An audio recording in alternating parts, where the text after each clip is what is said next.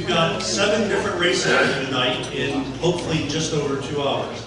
So we're going to keep it moving. Each of the candidates, as we bring them up here, they'll get 30 seconds to introduce themselves, and we're going to get right to the questions.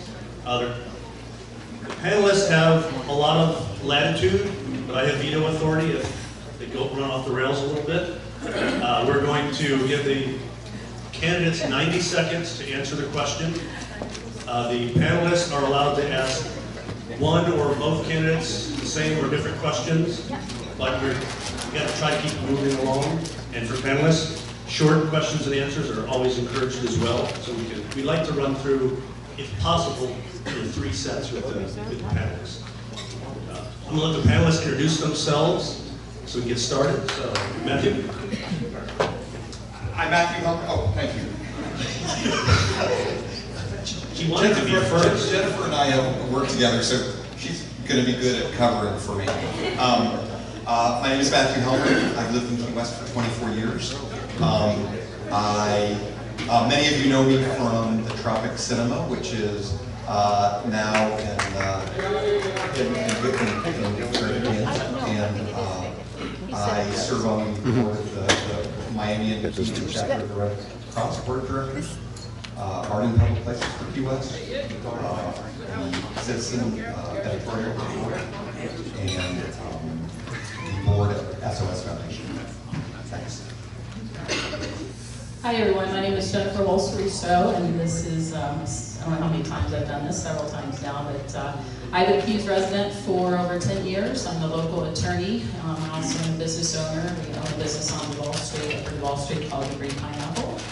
And I have a lot of different interests, but I serve on also with Matthew on the editorial board of Key West Citizen and also in several organizations in town. Bill Becker, news director at US 1 Radio. I've been doing that since 1980. I'm the host of US 1 Radio's morning magazine, and happy to be here. I'm Nancy Klingener. I am the Florida Keys reporter for WLRN, the public radio station that's based in Miami, and I've been in the Keys for 27 years. Former print reporter for the Miami Herald, Citizen, Solaris Hill, etc.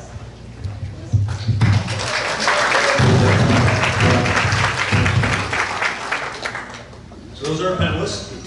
We are streaming live tonight, and our website is hometownkey.com, so you can text that out to people if they want to see it.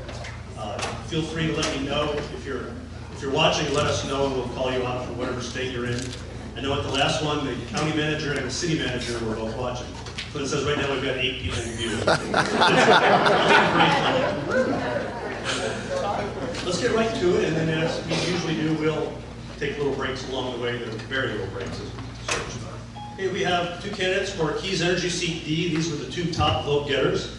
I'll let them introduce themselves in 30 seconds or less. Or less is a big thing tonight. So, Robert, you want to start off? My name's Robert Barrios. I'm a lifelong resident of the Keys. I live in Big Copper Key since 1995. I worked at Keys Energy for 28.5 years. I worked my way up from the bottom meter reader all the way up to safety and risk officer. And I'm here to promote and improve employee and public safety, our reliability, and also I would like to improve on our renewable energies. Please vote for me, Robert Barrios. Hi, I'm Beth Ramsey-Vickery, and I'm running for the Key West Utility Board because I care about your costs, our community, and conservation of our keys.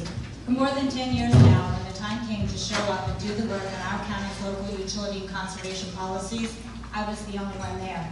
With a proven record of community involvement, you can believe me when I say to you that I will work towards better conservation, lowering customer costs, and bringing new and expanded home energy and conservation programs, because I am the only utility board candidate who has been advocating for our community. There you go. All right, you're ready to it. Matthew. Thank you, Tom. Beth, I'm going to start with Robert, just because I've got this in alphabetical order. Robert, according to your hometown bio sketch, you worked for Keys Energy for 28 years. That gives you a lot of experience, but on the other hand, do you anticipate conflict of interest perception? Are you concerned about insider trading understandings from some of your voters? No, I don't. I think that the time there, I've seen what works and what doesn't work. I was part of the improvements over the years. When we were starting out, we didn't have a very reliable system. I was part of the improvements. The storm hardening project that was came about in 2004, 2005 hurricane season. We implemented it in 2007. I encouraged and I was running that program, and I started out in Big Pine Key. I said that was the area that was neglected over the years, and I figured that was the best place to start. We started out in Big Pine and worked our way down to Key West. So I think I know what works and what doesn't. So May I just follow that up? And let me rephrase it a little bit. I'm convinced of your experience, and that's great. Once again, is there any concern about policy crossover, what you did as an employee for Keys Energy and what you will do on the board? I guess that's... Yes, I don't think it's going to be a problem. I think there's 5 board members. I think I'm just one vote. I think I look at both sides of everything before it comes. I'm going to make an educated vote on that. Does that answer your question? All right, thanks. This will be for Beth. We live on an island in the Sunshine State, yet Keys Energy generates surprisingly little of our power from solar energy. In fact, it even entered into an agreement with our bulk energy supplier that severely restricts our ability to produce solar power for many decades into the future. Since we have ample access to this clean and sustainable resource called the sun, do you believe Keys Energy should be doing more to transition into solar power?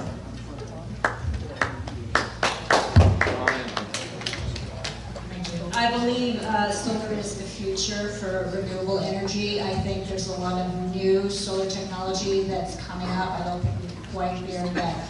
I think we have to keep looking at it, and I think we have to keep making wise investments. I like the investment we did with the municipal power agencies, the 900,000 solar panels in the middle of the state. We're in a very hurricane-prone area here. There, we're part of a solar project that's more protective and a less corrosive environment. I also think that right now, as we're waiting for the money back from FEMA, and we are looking at $45 million approximately, and we've had to make some hard decisions on the budget as far as our Keys has, as far as taking out a line of credit and the high interest rate that we're paying on that we have to look at what's coming up in 2 piles: wants, needs. Until we see this money back from FEMA, and we know our utility is, assured financial stability, $45 million is a lot of money. We have to be very careful where we put the money right now to make sure that we watch out for the customer. Robert, during your time at Keys Energy, what was your biggest disappointment with the utility?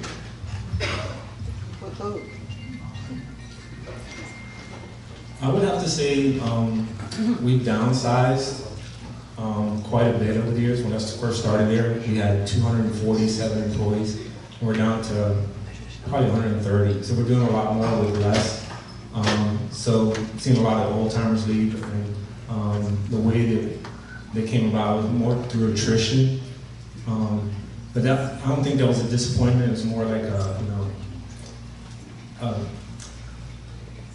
a way of seeing change over time. So I mean, things change. We've made the improvements, and those jobs have come and changed and morphed, and it's hard. Would you reinstate some of those jobs? I think that where we got rid of our generation, most of our generation, those jobs went away. Some of the jobs, I think we're down to the bare minimum. There are some jobs that probably need to be. They just replaced my position as a safety and risk officer, and I retired in 2016. December. So it's been a year and 9 months. So I think the succession plan needs to change. This question is for both of you. Does the utility need a full-time staff attorney, and is there an issue with giving that job to a relative of a board member?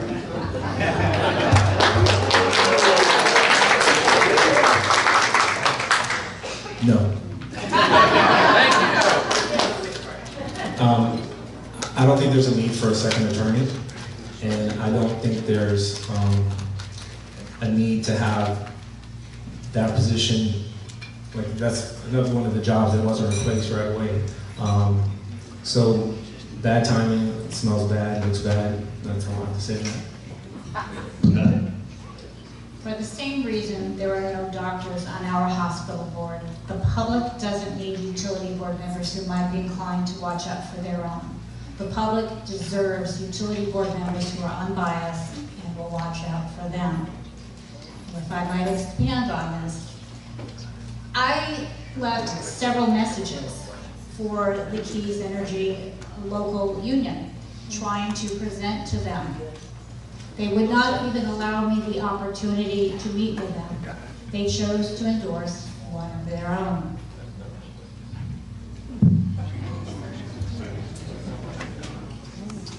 This is a question for Beth, but Nan, thank you for asking the hard questions.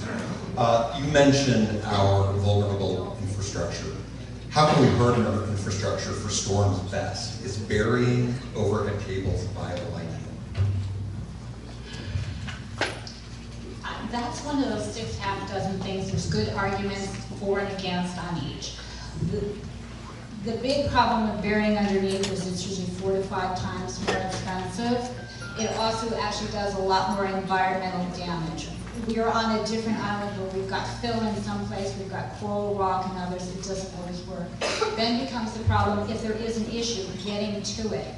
Ahead of the line's there or a transformer blows, we can just send the bucket truck out. If it's underground, we're digging things up. It's going to take a lot longer to restore power. You may have a little more potential hardening and strengthening through the storm, but when something does go wrong, it's harder, more expensive, and longer to repair it.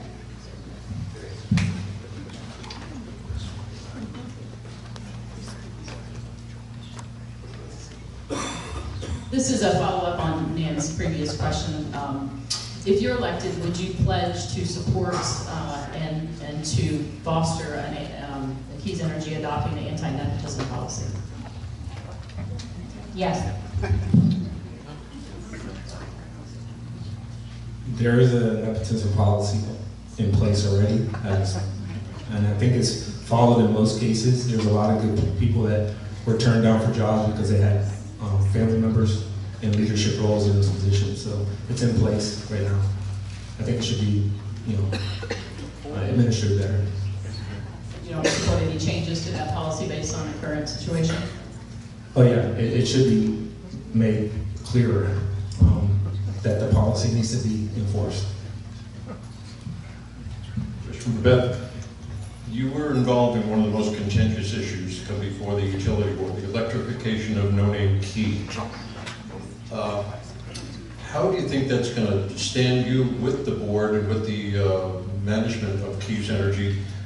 Also, what role did that play in having you run for the utility board, and would you have done things differently? Thank you. The no-name Key electricity situation, I chose to take a positive approach with it. I made more friends than enemies on one of the most contentious situations that the county has faced.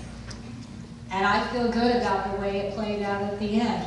I've had the opportunity to work with FWC, U.S. Fish and Wildlife Service, the county, almost every single department, the legal department, the county biologist, actually the Aqueduct Authority, the BOCC, and the Public Service Commission. I think I bring all of that to this job. I think no-name Key was tremendous. We were the largest untapped solar farm in the state. We're now connected to the grid.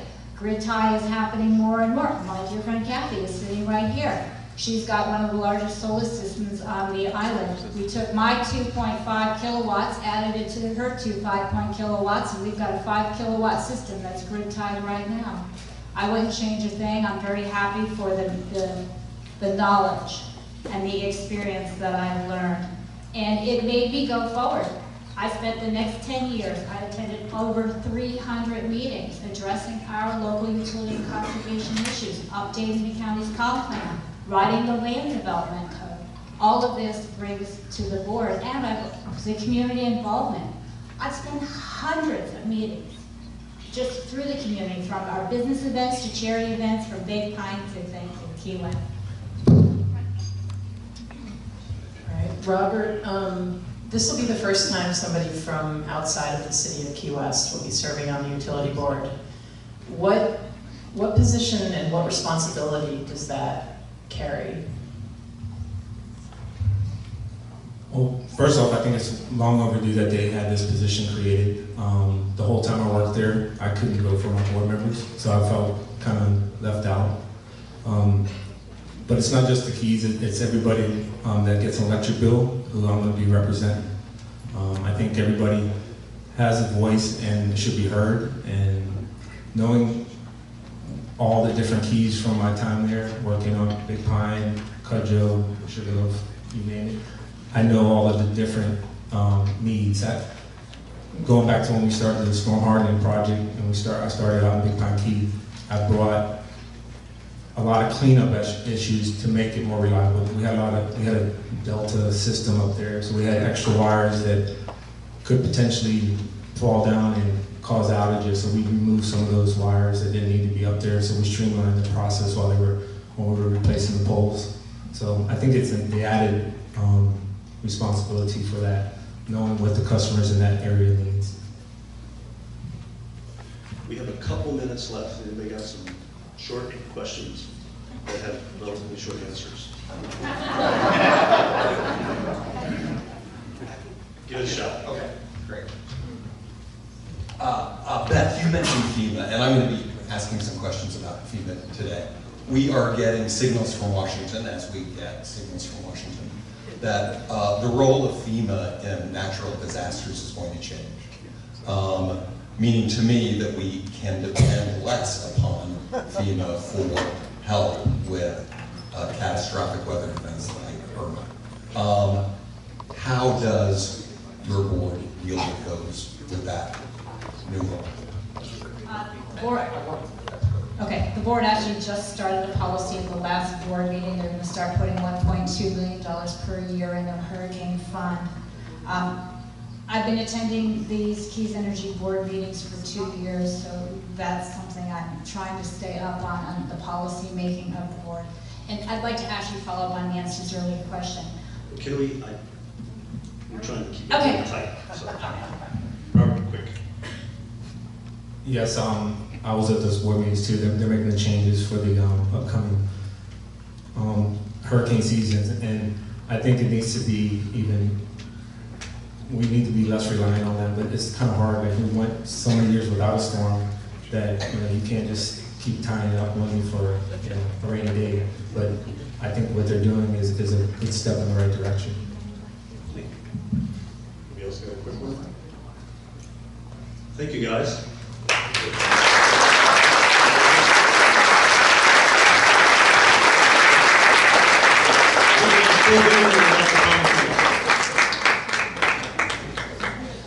In some of our past events, we had complaints about it being too cold in the room, so this time we wanted to make sure we had it nice and warm, so you guys know. I'm told the AC is going, and I can feel it. I was quite worried.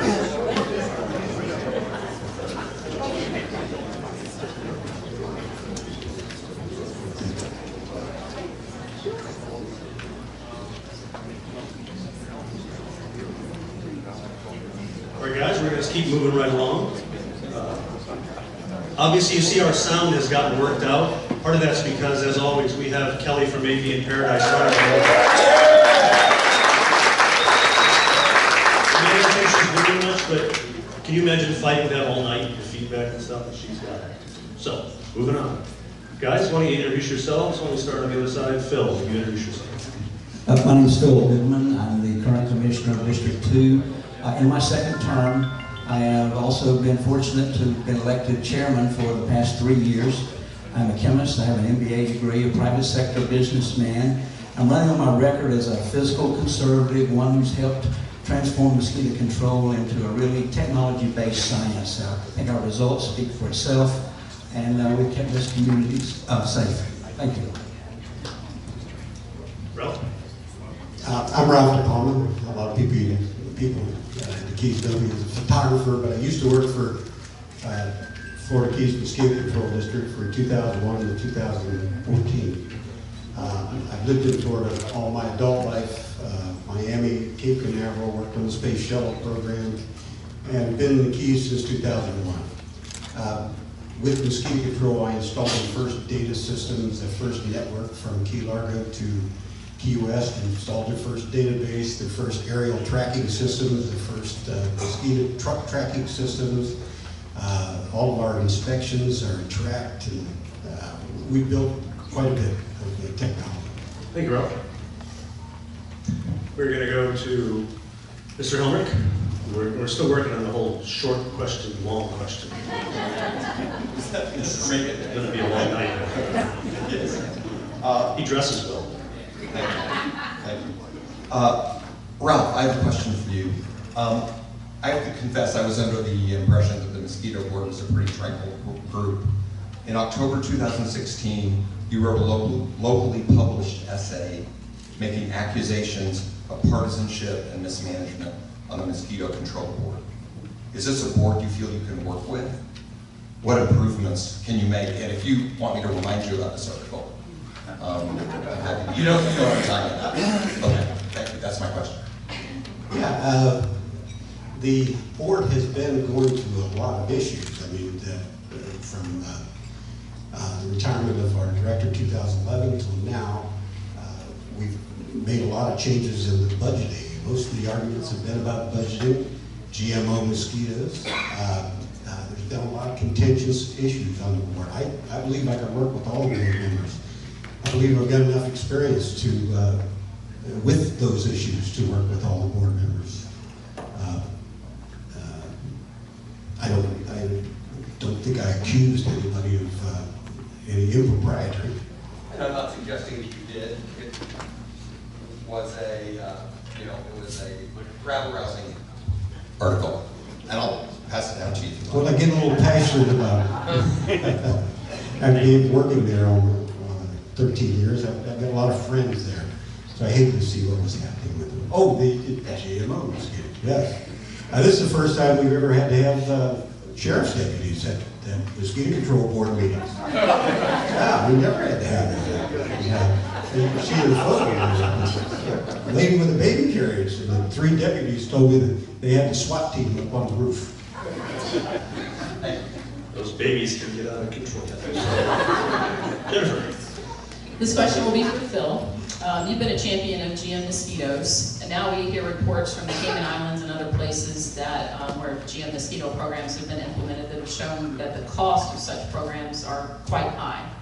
So my question is, have we, before we go through all of this effort, I know that we're going through the USDA now, determine whether or not they can be released in the Keys. Have we, I've never seen a calculation of the cost if we were to implement a GM mosquito program countywide. What would be the cost of that per capita, and how does that compare with the cost of the methods we're using now? Okay. You know, when you compare the cost of something that only works 30% to something that may work 100%, it's hard to come up with, with an exact cost comparison. However, in the Cayman Islands, they just recently gave a contract to Oxitec to run extended trials there, and they're actually paying for it. Now, what Oxitec has done here, they have guaranteed us that, for the first 5 years that we would use this, which in 5 years, if we get to use this and it works like we think it may, the cost would be no more than what we're paying right now. We're paying about $1.2 to $1.5 million a year right now in Key West to try to control Aedes aegypti mosquito. We're only doing about 30 to 50% of the job. So, you know, I think based on what Oxitec said, that they will allow us to do this, and it's a special case for the Keys, you know, because they want to get this going in the U.S. But we're all waiting now to see what the EPA says. But they haven't given us a specific cost for the program? There is no cost, because right now it's an experimental use permit of the EPA, and the EPA will not allow Oxitec to discuss any pricing at all. It has to wait till it's a commercialized product. So that in the Slovakia, there's been no cost discussions at all by anyone. However, you know, when you're, it's in a production, when you're producing mosquitoes and the technology is already there, you build a plant that can produce millions of them. The more you produce, the less you're going to have to, the cost is going to be very low. So we think it's going to be very competitive. Thanks, sir. I gave a little extra time because of the follow-up question. So. Bill. Go ahead. Question for Ralph. Do you feel the board should explore all different types of technology for fighting mosquitoes, or where would you draw the line? Well, I think we do now today explore all kinds of technologies, and I draw the line with the GMO project, mainly for some of the reasons Phil just outlined, is that there's been no cost-benefit analysis. They've conducted these tests. They've conducted in Brazil, in the Caymans, Panama, I believe, and the results are inconclusive. That's the reason the EPA is struggling with it. I'm a project manager. I've managed projects for Fortune 500 companies. I've never seen a project like this that you would take on without doing basic analysis, feasibility study. How you're going to deliver 1 million mosquitoes from Marathon to Key West. How you're going to do that forever. You know, and this is a sole source contract. This mosquito is patented by one company. So if we get into this, we're stuck with them forever. And there's an analysis that has to be done. Yeah. I have some questions for Phil. Are we ready for the next outbreak of Zika or dengue or chikungunya or whatever is coming our way? And you know, why or why not? That's a very good question. The answer is really no. And this is why we're looking at these new technologies. I spent my whole career in the chemical industry. And I can tell you that there's nothing out there in the chemical industry right now that's going to fix our problem. We're controlling 30 to 50% of the Aedes aegypti mosquito with some of the best control methods used in the whole country. But it's not good enough. If we control 30 to 50% of the nuisance mosquitoes we have here, we wouldn't be able to stand outside at night. So it's unacceptable. And so, you know, right now, the CDC is telling us that these diseases, and there's more and more of them, they're coming out of South and Central America, and we're going to be faced with them. Maybe, you know, this year we were lucky. The 30 to 50% that we're doing control, though, is much better than anybody else, much better than we did in 2009 and 10. We had almost zero control, because the control methods for the nuisance mosquito and the Aedes aegypti are mutually exclusive. There's hardly any overlap there. So, and this was not known until 2011 and 12 when we really started looking at this. So the answer is no. But mosquito control is really working hard to uncover and develop new technologies. You know, we can't spray our way out of this with chemical technology. We have to look outside the box. Thanks, Todd. Phil, I've got a question for you. I believe your board recently instituted term limits for the first time, and I believe that term limit is 12 years. Do I have that right? That's correct, yes. Relatively speaking, it seems like a long term. Can you comment on that, please? Yeah, you know, we debated this. I brought this up to the board 7 years ago, and it was defeated. I was looking for 2 terms. And I brought it back up again when we got a new board seated last year. And I brought it up again, and I was still looking for 2 terms. But then everyone discussed about, you know, okay, that people had different feelings about it. Some people wanted 3 terms, some people wanted 4 terms. 3 terms was a good compromise. The city has 12 years. A number of other organizations have 12 years. So I went along with it because I think the main thing was to get term limits in as, you know, 8 or 12 years, and I was happy with 12 years. Thank you. This will be for Ralph. You've maintained publicly that for the past 6 to 7 years, there has been far too much budget cutting and not enough mosquito control from the district. So can you please explain which specific areas of the budget that you think should not have been cut, and then in what areas do you believe the district has sacrificed its mosquito control efforts? Well, it's like anything. The pendulum is swinging in different directions. In 2009, 2010, we had to put manpower on the ground to defeat the Aedes aegypti and dengue fever in Key West. 2 years later, we lost most of those people were laid off. I thought that was a big mistake. Basically dismantled the program that defeated the dengue outbreak. Since then, they have brought back some new employees and trained them up and got back into the same mode or similar mode. But I think they've just cut way beyond the fact, and they're into the bone of the operation. For example, we used to have $8 million worth of reserves, and next year's projected budget reserves are $2.3 million. They've used those reserves for general operations, basically. And the board acted surprised in 2016 when they didn't have any money to build a facility on Big Comet. They had to raise taxes 23% to build half a facility. So there's been, in my opinion, some serious fiscal mismanagement of the general budget. Follow up with that, with Bill. You mentioned the 23% tax increase last year to build a Big Comet facility. We were told that that was a one-time deal. It was going to be rolled back. It did not. What happened? It did. It was rolled back to 15. We were 15% below rollback last year. That was 2 years ago that we had 21%. So we rolled it back. We were 15% below rollback last year because we still had a little bit of completion to do on that project last year. You know, and and this year we are 3.48% above rollback because we're really having to now replace our aging fleet of aircraft. These were scheduled to start replacing 5 years from now, but we got a new maintenance team in that looked at it, and they said that, you know, because of the local corrosion and unscheduled maintenance, high costs that we're going to be facing, we need to start replacing them. But you know, this is also a debottlenecking operation. These helicopters that we're getting, we're going to replace 2 helicopters and probably additionally 2 airplanes with these. They're more than twice the capacity and range. You know, one of our problems is we have a very narrow window when we can treat for mosquitoes. So going up and coming down to putting new chemicals or reloading chemicals really is time waster. This will allow us to have more than twice the range and put out twice the amounts of chemicals for a wide range so that we can really get better coverage, more economical coverage than we're having now. This question is for Ralph.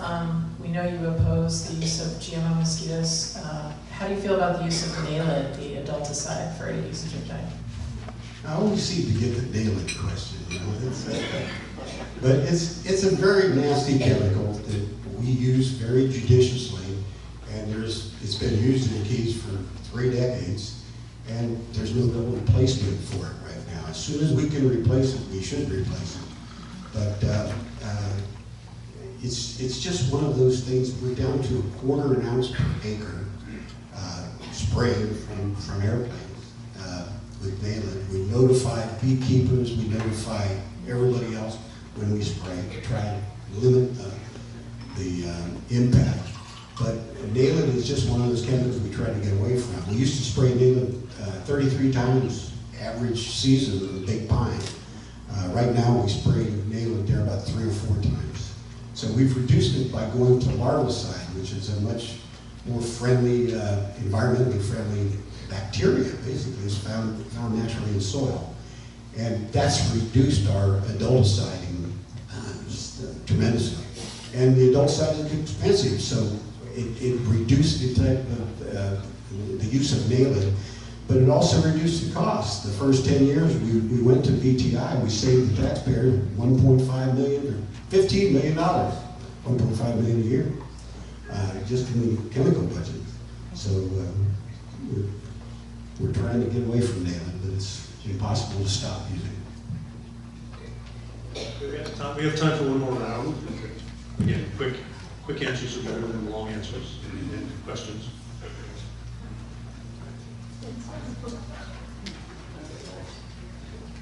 See, Matthew, after Nan asks a question, then you'll be next. Right, what I was unclear on was how many rounds.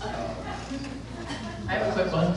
Okay, I've always thought it was so weird that this is a partisan position. Do you think that should change?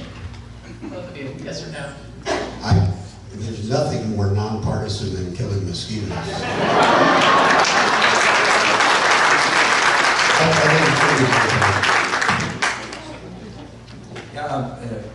Mosquitoes, Black Republicans, Democrats, the same.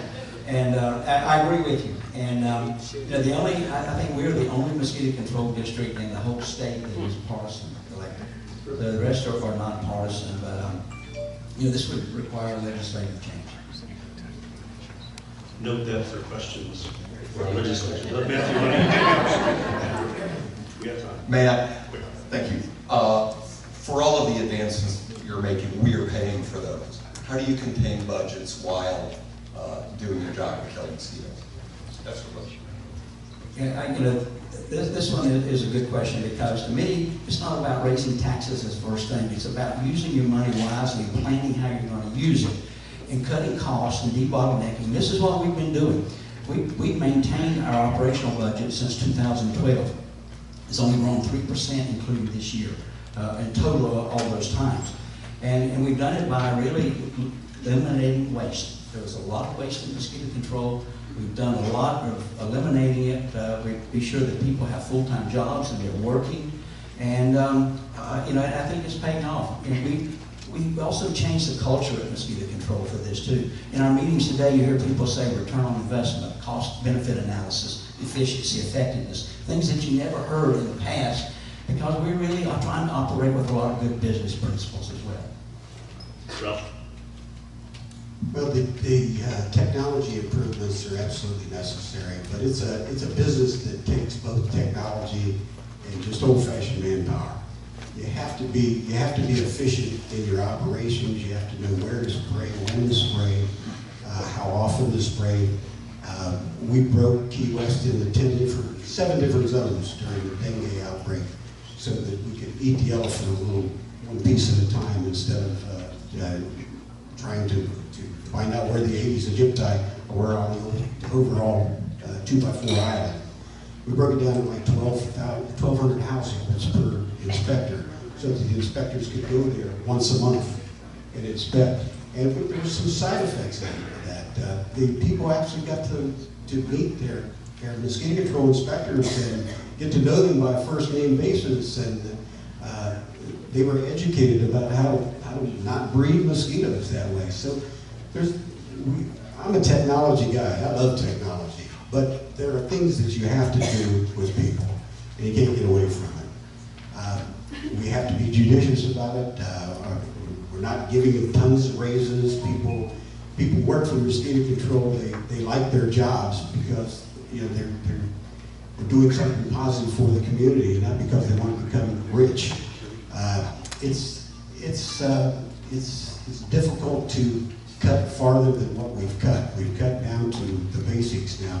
I think these helicopters will give us a good deal of efficiency. Jim, got a quick one for us? Yeah, this will be for Ralph. So if you're elected, you would obviously be a newcomer on a very well-established board. So if you could give us a couple, 2, 3 fresh ideas that you think you would bring to the board in your first year or two? Yeah, the first thing I'd do as a board member is I'd start rebuilding our reserves to where we had money in the bank again, so to speak, for these disasters and outbreaks of diseases. And we had a Cat 3 hurricane, or Cat 4 hurricane last year that it made landfall 11 miles from where we just put in trailers. So we have to change the direction that we're going. It's just, it seems to be going in the wrong direction right now. And I'd like to build the reserves, attend to the capital needs like the helicopters, the temporary facility that we have on Big Coppet.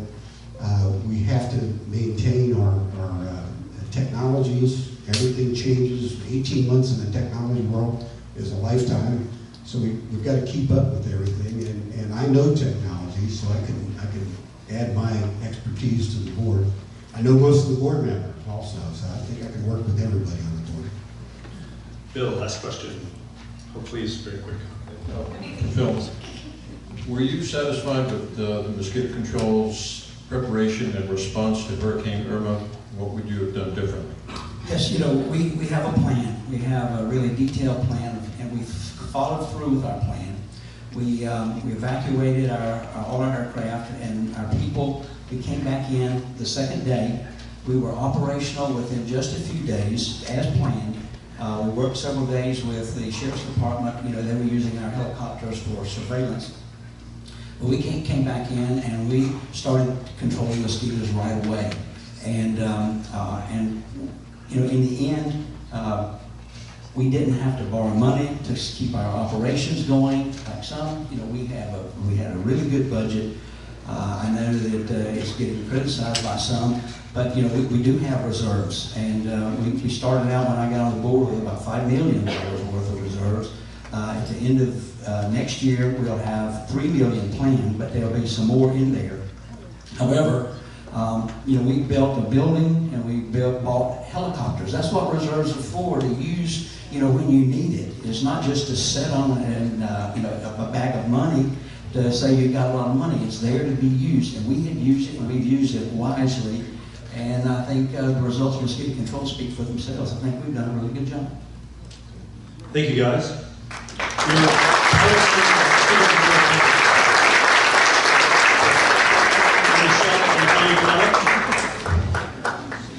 While they're coming up, I want to recognize Sheldon Davidson, who's been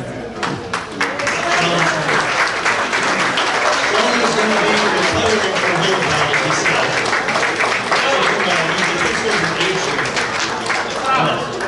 So we've decided that we weren't really accepting it, so he's now board member emeritus. So he can never get it.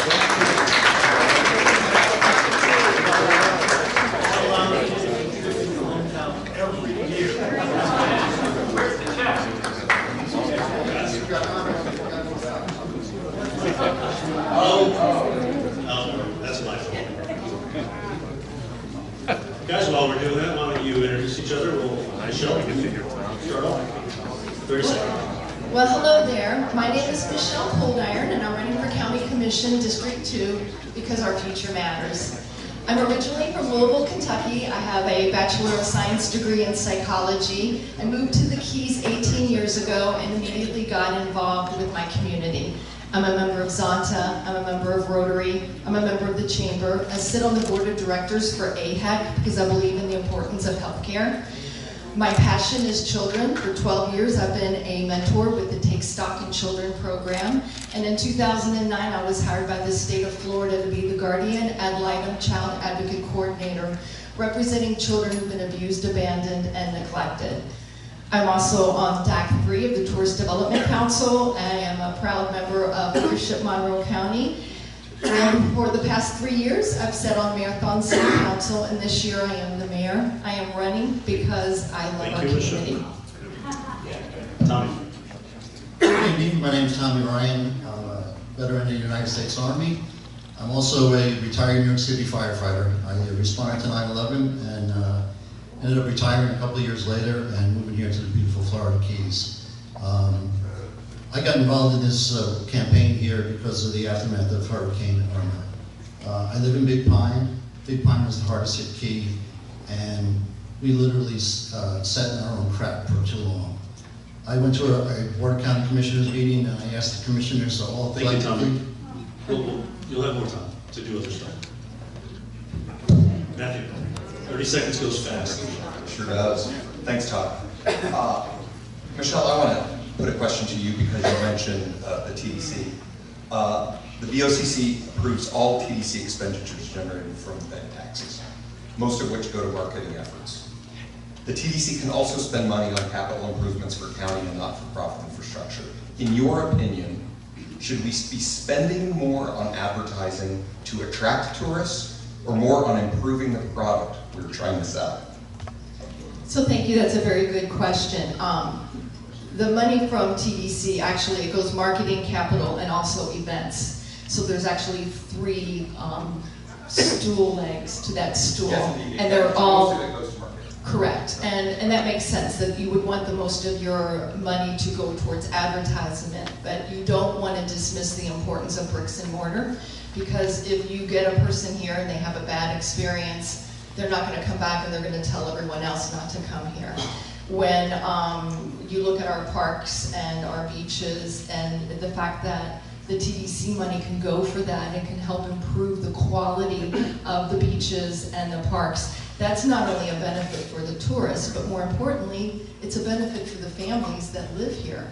So I think it's important that both of those are funded, and also for the events, so that when somebody comes here, they have something they can do instead of just going to May I follow that up quickly? It's not a binary question, so it doesn't mean stopping advertising or marketing altogether. It means changing the ratio of what we spend on advertising to what we spend on capital improvement.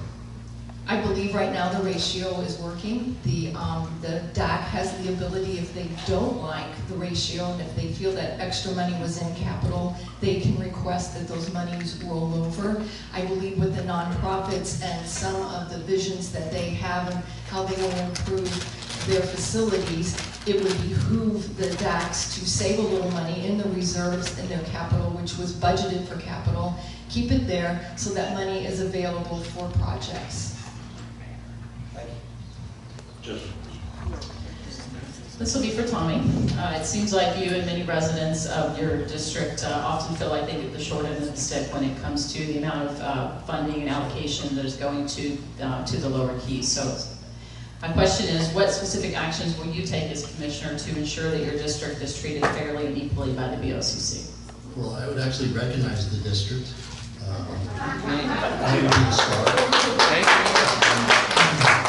It's not only the second district, but it's all of unincorporated Monroe County that needs a louder voice.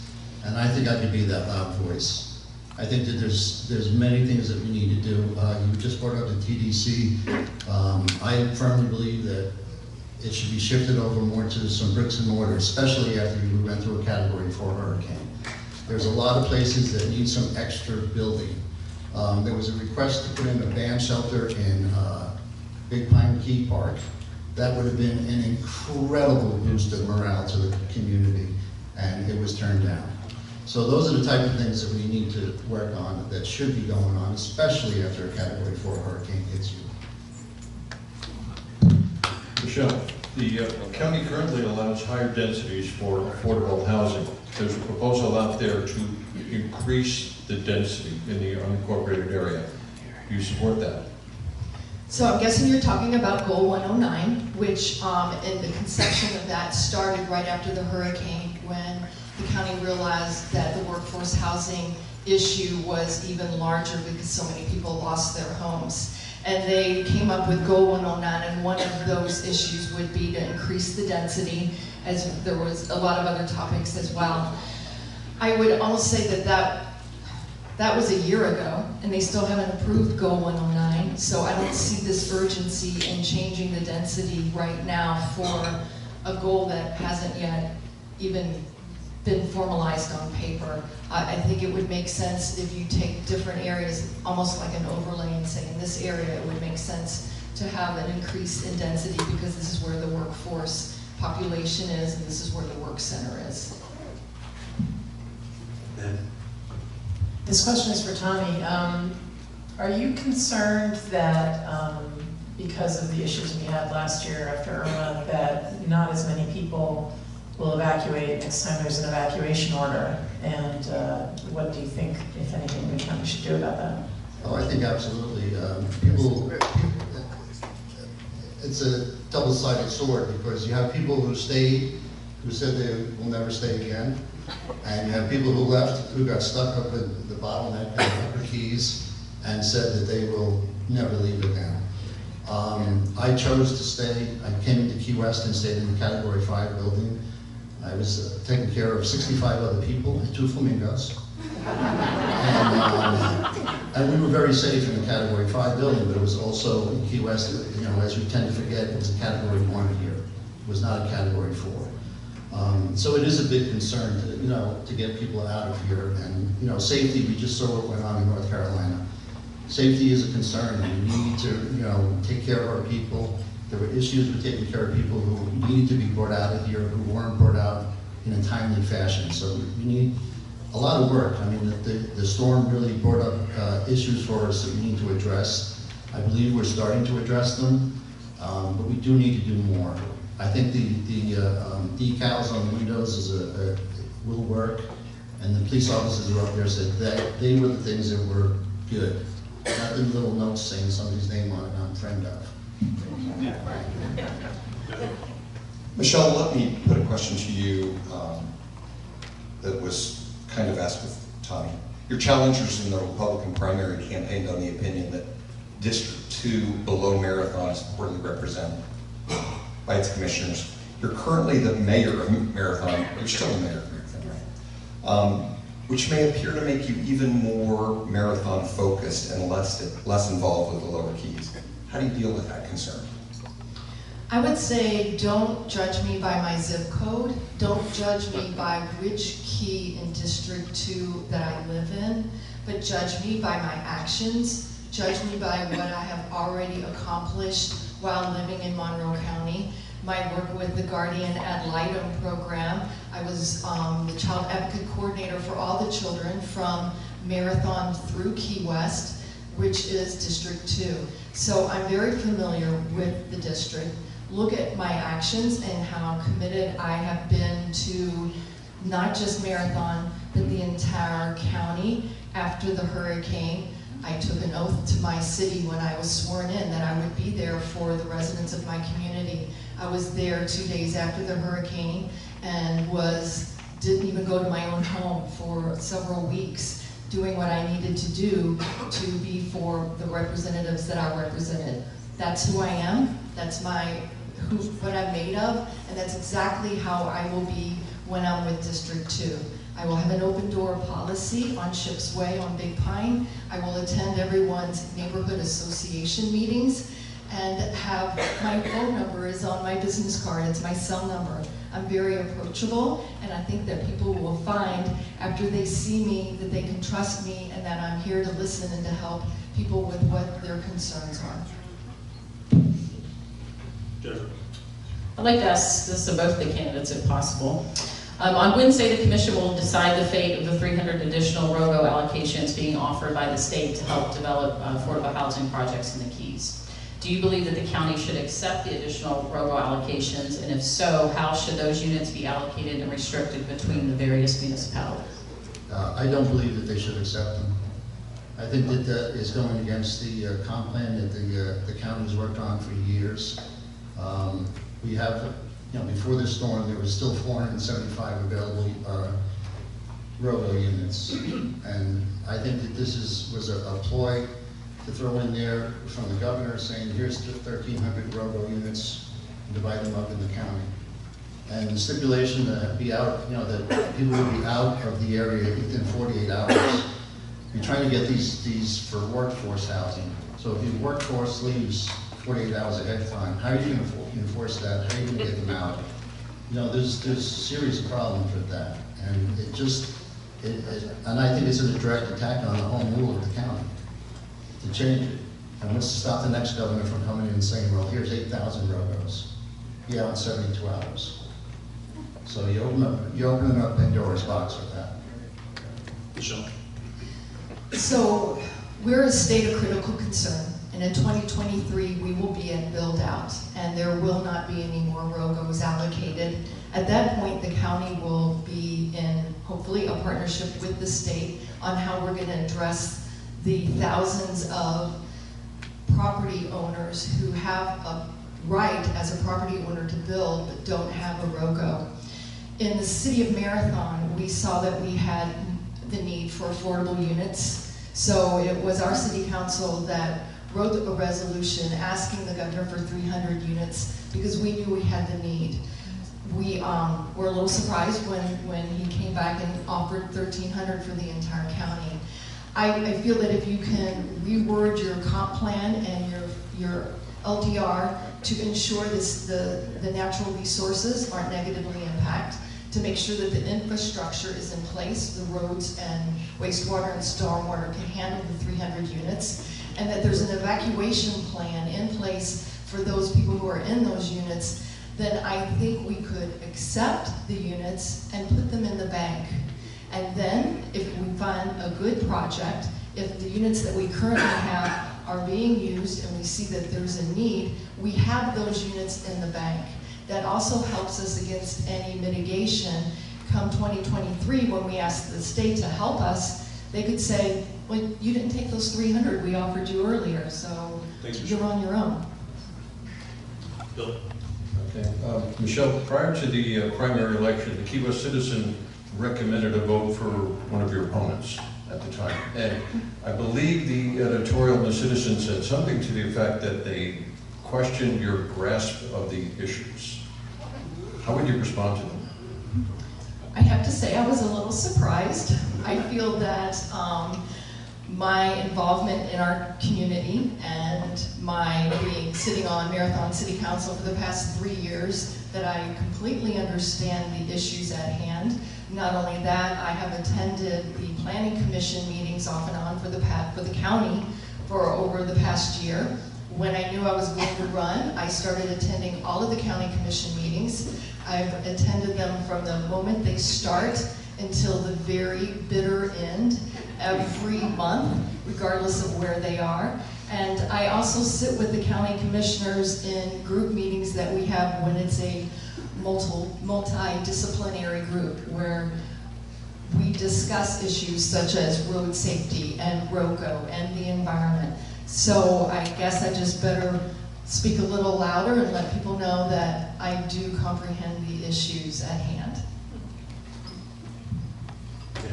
This is for Tommy. Are we adequately enforcing vacation rental rules in the unincorporated areas of the county? And if 1 month rentals are still fueling the market and keeping housing out of reach for people who work here, how can we address that, given that the state does not allow us to regulate them further? Well, we're absolutely not doing enough to address it. It's a huge issue right now. We're losing out on a lot of rental units that people could, our workforce could be using.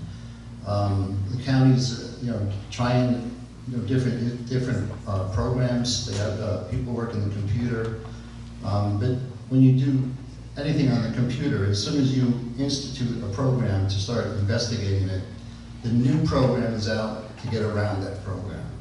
So we need somehow, and there are people in the, there are well-known people in the town here who are violating the rules. So if they're violating the rules, it rolls downhill. So everybody figures, well, I can make a couple bucks at my house too, why don't I? But it's destroying neighborhoods. There's neighborhoods in the Upper Keys that, they rented out a house now and they have a wedding venue there. So every night practically there's weddings going on there. So these are the type of things that we don't need in neighborhoods, and we do need to enforce it more. Instead of maybe going around to, with code enforcement, busting the chops of the people who lost their homes in the hurricane, maybe we can have them out investigating the Airbnbs.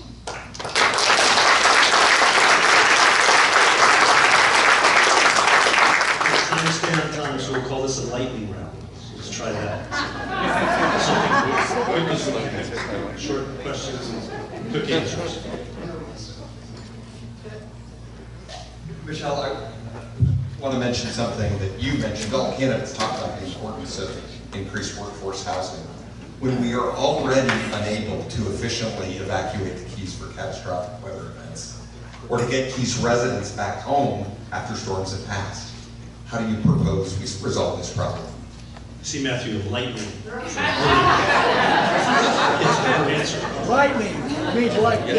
Solve that problem in 15 seconds. So I think this year we did a much better job evacuating the keys. And I believe that the communications of letting people know where gas stations were open along the way helped tremendously. The problem, I believe, was when it was trying to get people back into the keys, that there were issues. The county is doing a great job now with a new placard system and with communicating with residents and with everyone else on how to get people smoothly moved back in after a hurricane. I don't know that I'm answering your question because they're telling me time's up. Thank you, you did great. Jennifer, your quick question. Let me show you how to do this.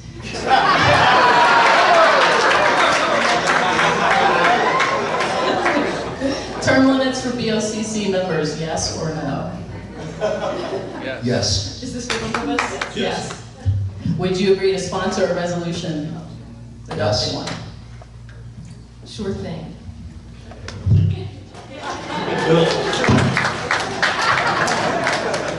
The current District 2 Commissioner has an office on Big Pine Key.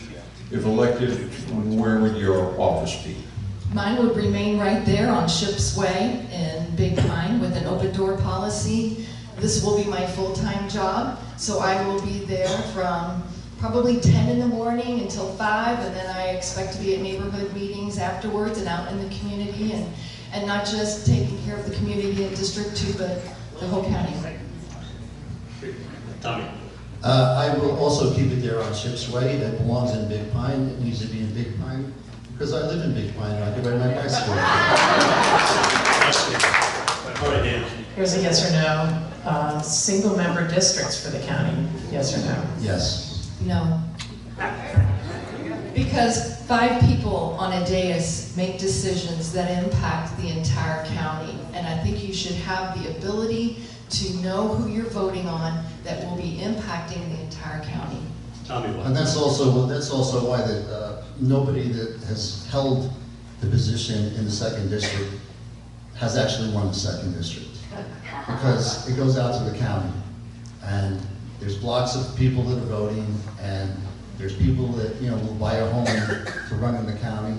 I'm buying a home. I bought my home in Big Pine. I live in Big Pine. I live in the 2nd district, and that's why I'm running. I'm running because there's a problem. It needs to be addressed, and I want to address it. Thank you, guys.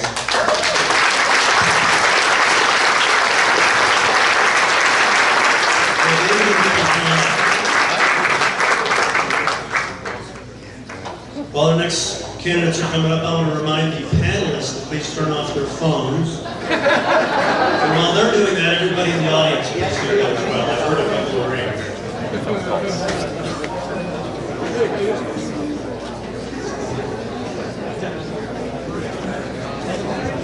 2 Oceans Digital, doing our video as always, and going to be... Winnie. Oh, we got 20 going on right now. 20 people watching. Hopefully it's Jim Scholl and Roman Stezzi. Hey guys. Okay, we're going to get right to it. David, you want to introduce yourself? Yes, thank you. I'm David Rice. I moved to the Keys with my wife Mary 45 years ago. And I'm a clinical psychologist, have a doctorate, have worked as a police psychologist and a clinical psychologist, established all of the mental health programs outside of the Kansas City of Key West. That time there was virtually nobody there. So, I've been your county commissioner in District 4 for the last, well, we'll say 12 years, but I did take a holiday. And I'd like to ask you to support me at the November election. Thank you. Vicki. Hi, my name is Vicki Tashton. I've been a resident since '92, so that would be for about 26 years. I have an extensive background in tourism. I've been in that business for 35 years from the ground up to be a certified retail administrator. I have been on your district advisory council, JAC 3, for the past 14. I've been the chair for the past 4. And prior to Marathons Incorporation, I was a volunteer fire rescue person. So I think I have a pretty strong background to know what the boots on the ground is in this county. Thank you. Vote for Vicki. Matthew. Vicki, a question for you. 2nd and 3rd homes for part-time residents of the Keys surrounding Rockies. Many of those homes sit empty much of the year. They inflate costs of residential real estate, and their owners aren't contributing to the economy or the overall life of Monroe County. Do you call this a problem? If you do, is there a solution? I think it is a bit of a problem because, again, we do need workforce housing. Unfortunately, a lot of these people just are hardcore that they don't want anybody in their house, that they want the opportunity to let their families come down whenever they choose. I wish there was a way that we could encourage them to have some type of incentive, if it is their third home particularly, to consider renting that be some type of a housing for someone that lives here full time. Gentlemen. This question will be for David. What are the top 2 or 3 environmental challenges that you believe the Keys are currently facing, and what is the County Commission doing about them? Well, that's a big question. First of all, it's Florida Bay, and the more you move toward the Upper Keys, you understand that we are not getting our fresh water out of the Everglades into Florida Bay. We have roughly 50,000 acres of sea bass die-off. We have algae issues. We have many issues. Our commercial fishermen there are finding bonefish, which used to be very common up there. We pick and choose where you're going to bonefish up there now because all of the old hot spots are barren. That is a major issue. We still have a continuing sewer issue. We've remedied that. We spent $1 billion doing that. However, we have to realize that our total ground cover is saturated with the effluent that we placed there over the last 50 years, let's say, and it's going to be leaching out for many years. Our canal system was not designed for the environment, and many of them capture seaweed. We have many environmental problems in the canal. The Commission is currently funding projects to clean up the canals after the hurricane, but we're also working canal by canal to clean those canals individually. Monroe County currently prohibits vacation rentals less than 28 days in residential subdivisions. If the state would allow Monroe County to change that, how would you propose changing it? Who's that to? So if the county was allowed to go less than 28 days. If they were allowed to change it at all, how would you change it? I think the county 28 days is good. I don't see any need to make it less, if that's what you're asking me. To make it more, not so much. I think we should encourage people that have homes in that situation that could be affordable housing, that we should try to encourage them to go more towards that, because that's what we need. If their homes are listed as vacation rentals and they're only renting them maybe 2 months out of the year, they need to look at the map, but they may be better off letting workforce people live there. David, as was mentioned in the last session, at least on paper, we're looking at build out in 5 years. Are we ready? And if not, what should we be doing? Hell no, we're not ready. We are going to be at build out in 2023. There will be no new permits coming into the county according to the plan. Plans change. We all know that sometimes. But I truly believe there will be no more. We need a partner. We probably are going to, we're going to be trying to buy, with your money and my money, tax money, about 5,000 pieces of property in Monroe County. I would imagine with takings cases, that's going to be in excess of $500 million on my tax bill and your tax bill, as things currently stand. I think the next 4 years are the most important 4 years that I've ever seen here, because the decisions made to develop a partnership with the state, who should be participating with us on payment of that money, is absolutely essential. We did not make that decision at the level of the county commission. We made it under pressure and Shirley Freeman over there can tell you about it because she was there when it was happening. We made it under tremendous pressure from the state of Florida. They need to be in there working with us to pay for this liability. Thank you. I have a question for the both of you. There's mounting evidence to suggest that FEMA can no longer be a reliable partner in first response relief or long-term recovery for hurricanes in the Florida Keys. FEMA is financially and logistically overextended.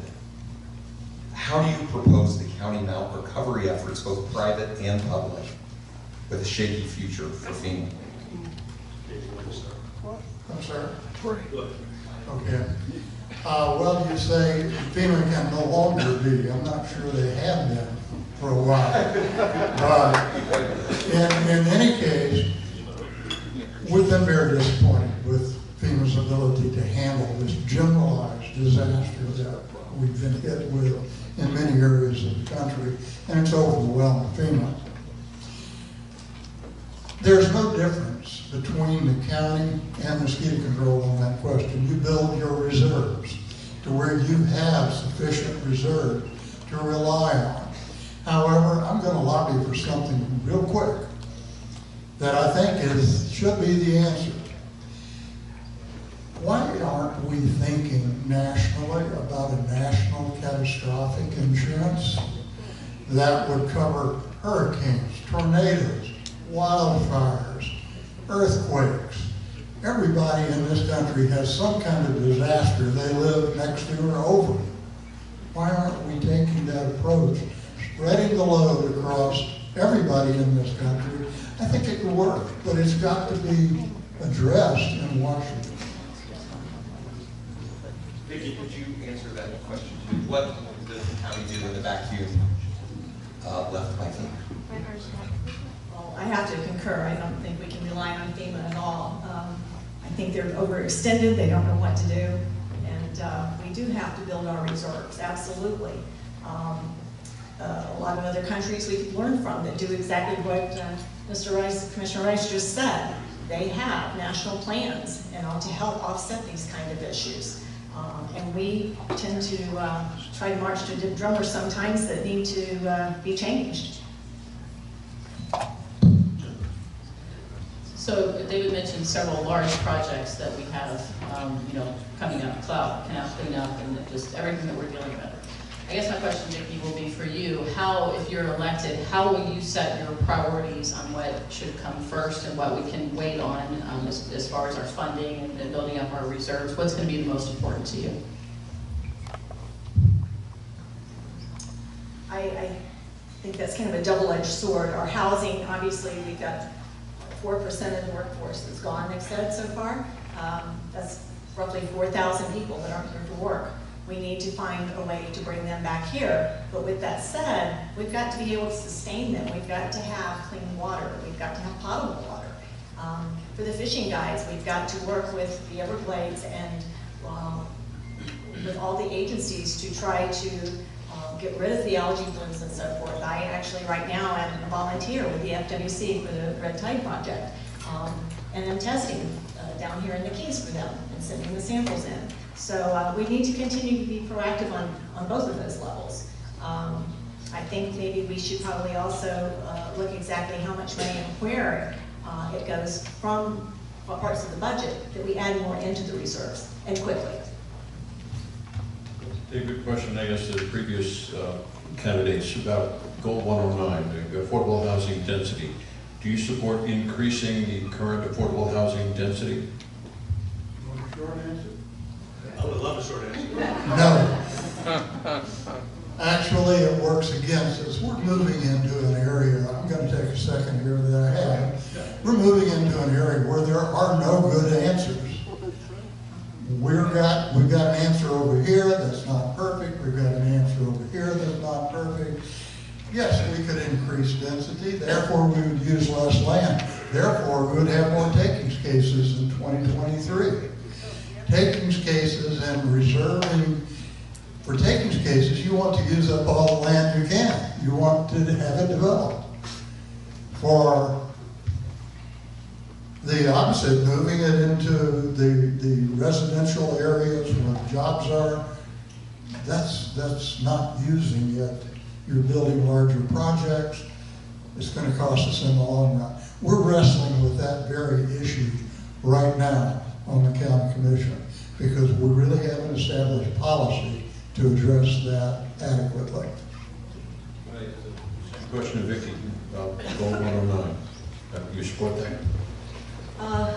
No, I have to say that it does become an issue of density and versus the lawsuits that will come with all that land if it's not used and so forth. So, no, I think it's a fine line, but as much as we need housing, we've got to be careful with that. We don't want to lose all of our money in lawsuits. Trust me, you will. Somewhat related to that, I'd like to ask each of you if you think the county should accept the 300 of the 1,300 new units that the state is offering outside of Rogo with the early evacuation requirements.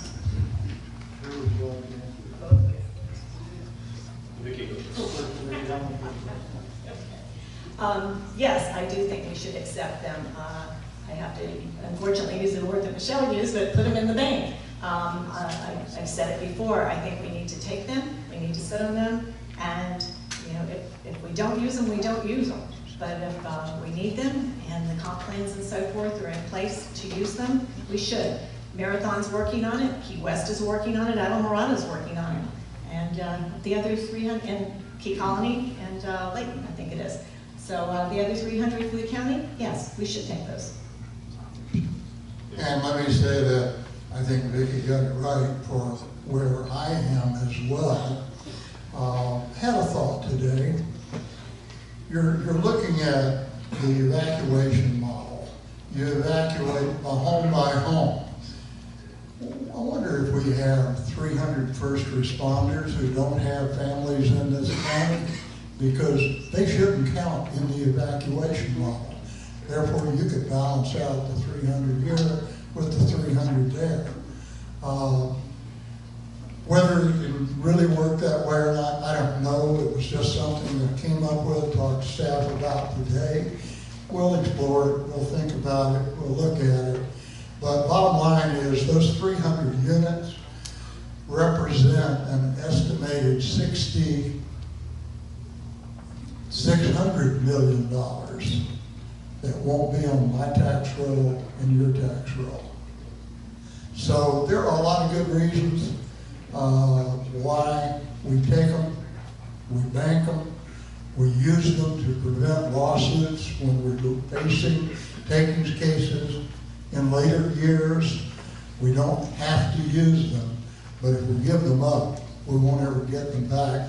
And the state is going to be convinced that they've tried to help us, we refuse, then we go to them and say, you need to pay half this bill. Why would they help us? We didn't help ourselves. Thank you. Okay, we got a little bit of time. Matthew, your favorite part of this, the lightning round? Right on. This is lightning for me. Yes. David, working off of your good answer about there is no good answer. We've talked a lot about workforce housing tonight. Voters seem to support low-income housing. At the same time, there's a strong NIMBY dynamic at play, not in my backyard. Many Keys residents don't want workforce housing in their neighborhoods, and they don't support relaxed density or height restrictions. How do you resolve that issue? Well, I think we have enough property in the county that we can do workforce housing. The cities will accept large workforce housing projects. They build those. They don't belong in the rural county. If we're going to build workforce housing in the rural parts of the county, it needs to be home by home, scattered site development. We build larger projects within the cities, but in order to accomplish that, we've got to be willing to transfer county unincorporated ROGOs to the cities. Makes a lot of sense. Until you realize that when we transfer them, we don't have them to prevent takings cases in 2023. See what I mean? There's not a good answer to that question. There is not a good answer. Quick follow-up. Would you agree that we're running out of space in our cities and that they have to be in county areas? No.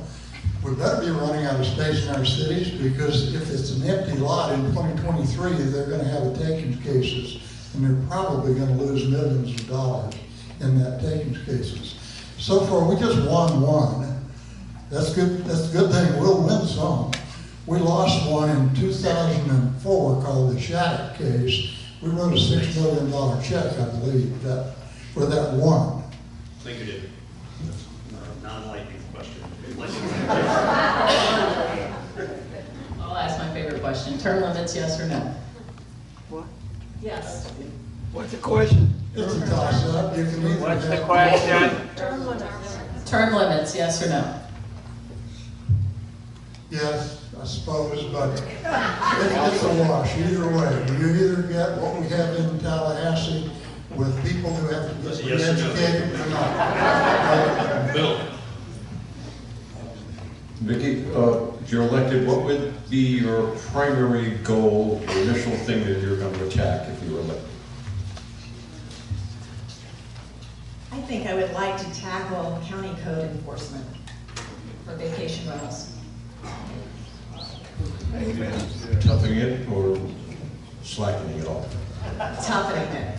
I think they're doing a good job. I think they're on the right track with where they're going so far in the collections that they're making. However, I think that we need more people out there that we can put out there at night even. I know that they try to split it up so that some of them are on call at night, or at least they're out there and looking and seeing what's going on and how many cars are really in that driveway and so forth.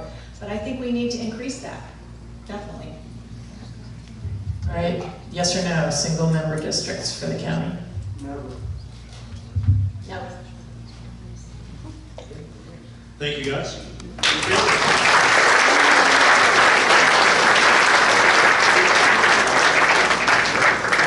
Stephen, come on.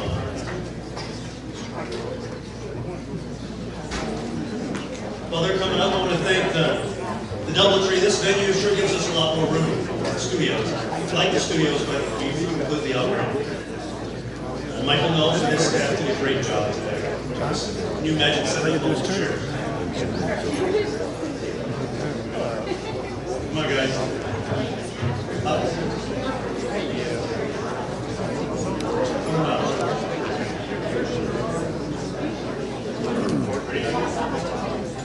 One little note, we've had a little format change. We are going to do the mayor last, and the U.S. Congress will be second, will be after this.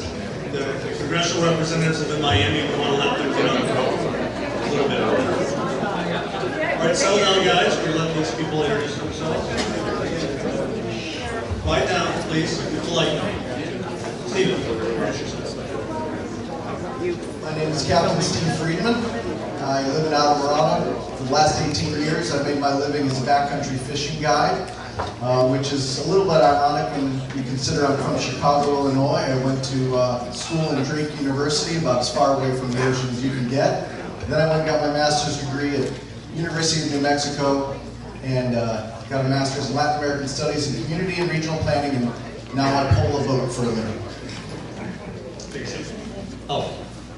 Thank you, Todd, and I'm Holly Rothschein, and it's been an honor to represent District 120 in the Florida House of Representatives for the last 6 years, and I'm looking forward to my fourth and final term in the Florida House as your representative, and where I can continue my track record of success in terms of bringing home our fair share of resources from Tallahassee, whether it's for hurricane recovery, workforce housing, and ensuring that all Floridians are protected from discrimination, no matter their sexual orientation or gender ID. Thank you.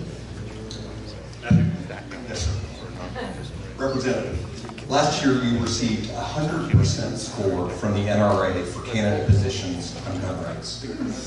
What are your views on gun safety?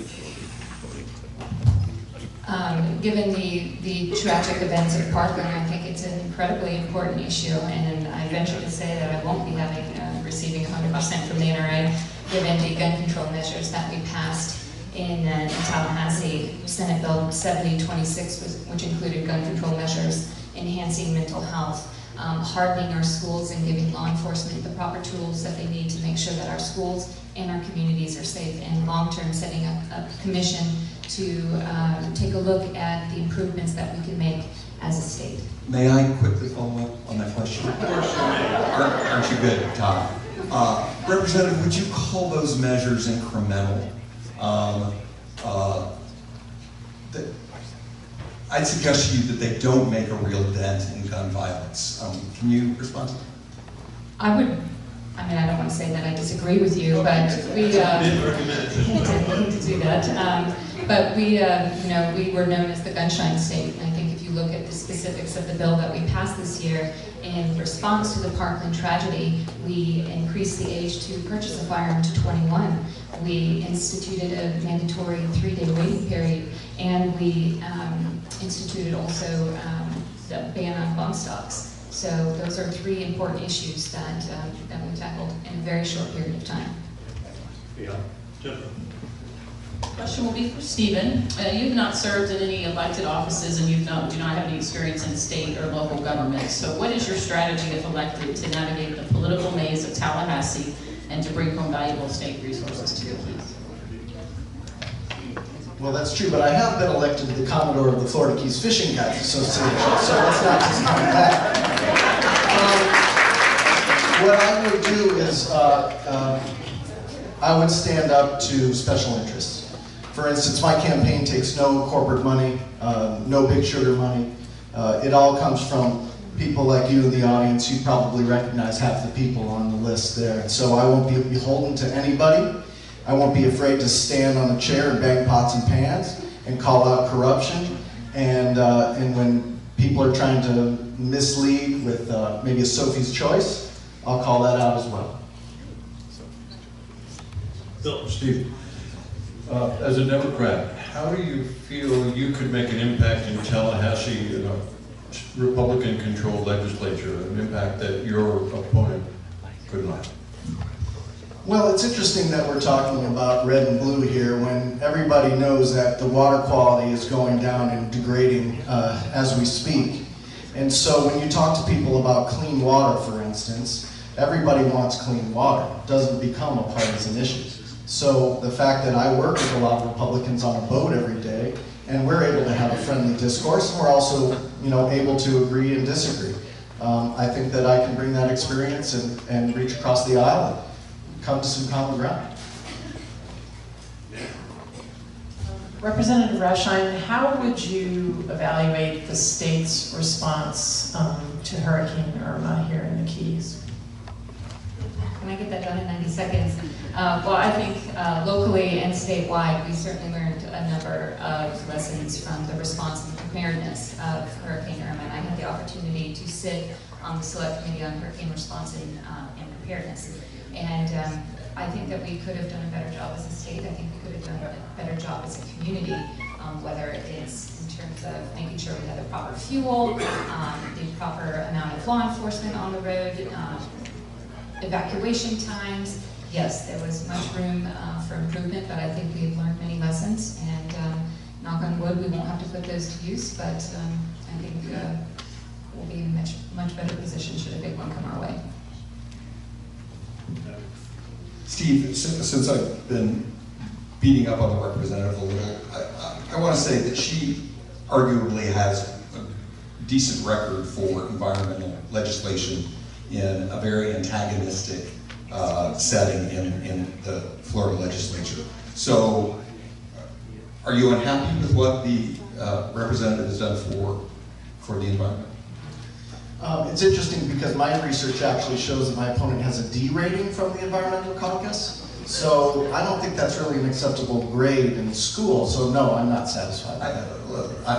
I'm going to say in what is a fairly antagonistic legislative situation, she is one of the very few Republicans who've made legislative efforts at all for Florida. So frame my question in that.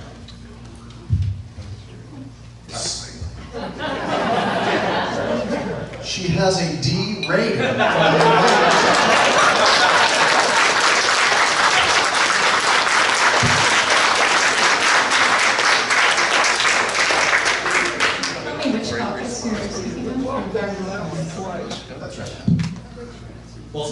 just remind everybody of the rules. If one candidate mentions the other or calls the other out, we let that candidate respond. So Holly, you get to respond. Again, I'm confused at which caucus that he's speaking of, but I brought over $75 million home to this community for water and environmental projects. I was a co-sponsor of the Legacy Florida bill, which mandates that the state spend a minimum of $200 million on Everglades restoration. I passed the Florida Key Stewardship Act, which covers two very important issues, land acquisition and water quality, right here in the Florida Keys. And I also was the House floor presenter for Senate Bill 10, which I know is a priority of Mr. Friedman's, and that would set up the southern reservoir south of Lake Okeechobee. Can I respond to that? Well, she didn't really, yes, but quickly. I didn't really call you out, but it's important. So the Florida Legacy Act designated $200 million for the Everglades. From Amendment 1, where 75% of us voted to get Everglades restoration, land acquisition, stuff like that. So you're talking about a designation of money that was already designated for the purpose to which it was supposed to go. So then when she presents a bill, 12 hours before that bill was presented, I was in her office asking her why she hadn't publicly supported it. And it was the next day that she presented it. Yes, she got a microphone, she got to read it. Did she co-sponsor it? Did she publicly support it? Not until that day. For Representative Rasheim, if elected, this will be your last term due to term limits, as you said. Are there any initiatives that you've not been able to accomplish yet in your time in office that you would like to finalize in your last 2 years? Yes, thank you, Jennifer. I think that our state could do a better job in terms of resiliency, working on policies having to do with climate change. We're seeing the effects of the new kid in town ocean acidification, which is disproportionately affecting our coral reefs. Also our fisheries, our lobster fisheries. I'd like to see some more done on that. We also have a new, it's not new, it's actually been around for years, a coral disease that is affecting the entire reef tract from the Keys all the way up to Martin County. I'd like to see some more work on that. And again, our community and our state is still very, very, very much in recovery mode. We need to make sure that we have the resources and the communication lines open between the agencies and our community to make sure that the funding is there, but if the funding is not going towards the folks that need it, it's not working. So those are some of the bigger issues, and then I'm looking forward to working on the anti-discrimination proposals that I've worked on in the past with eliminating LGBTQ discrimination in terms of housing, employment, and public accommodations. Bill. Question for Polly. The Good Old Boy Network in Tallahassee, have you ever had to stand up to them and say, I'm not going to vote for your proposal, and what were the consequences?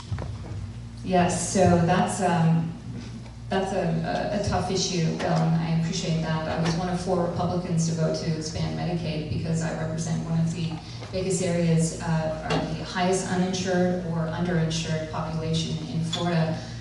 Vacation rentals have come up many times tonight. I was the deciding vote in killing a very, very bad bill that would have put our ordinances and our policies back into the Stone Age. Retribution is a real thing in the political process, and unfortunately that's a reality. And I've had to take tough votes where I didn't necessarily agree with them, but I had tens of millions of dollars on line for my community. And it's it comes down to making a good and a bad list. Is this going to be good for my district? Is this going to be bad for my district? And I think that that's how I align my votes. And we vote for Stephen. Stephen, as you, I'm sure know, we've been seeing some pretty serious mental health impacts from Irma in a lot of different ways, and the local health department is part of a state agency. Do you think we need more resources to provide services for people dealing with the trauma from the hurricane and afterwards, and how specifically would you look to get those for us? Yes, I believe we need more services. Expanding healthcare, Medicaid would be a great idea as well. I'm lucky. I came down, I prioritized healthcare for myself and my family. And as time went by, I found out that the Affordable Care Act actually worked for me. It cut my costs in half. My kids are on Healthy Kids Care. So I don't think that healthcare should be about luck. I think that we need to create more legislation that brings more funding to us, and when we have opportunities like we did with Medicaid, not to leave it on the table somewhere else. Matthew, you know what time it is. I do indeed. I do indeed. Stephen, I've got a question for you. Florida has a solidly Republican legislature. It's possible we'll have another Republican governor. And it's possible. And let's get even worse. A new Republican senator. No, nonpartisan. What can you do in a Republican-dominated state to advance your program?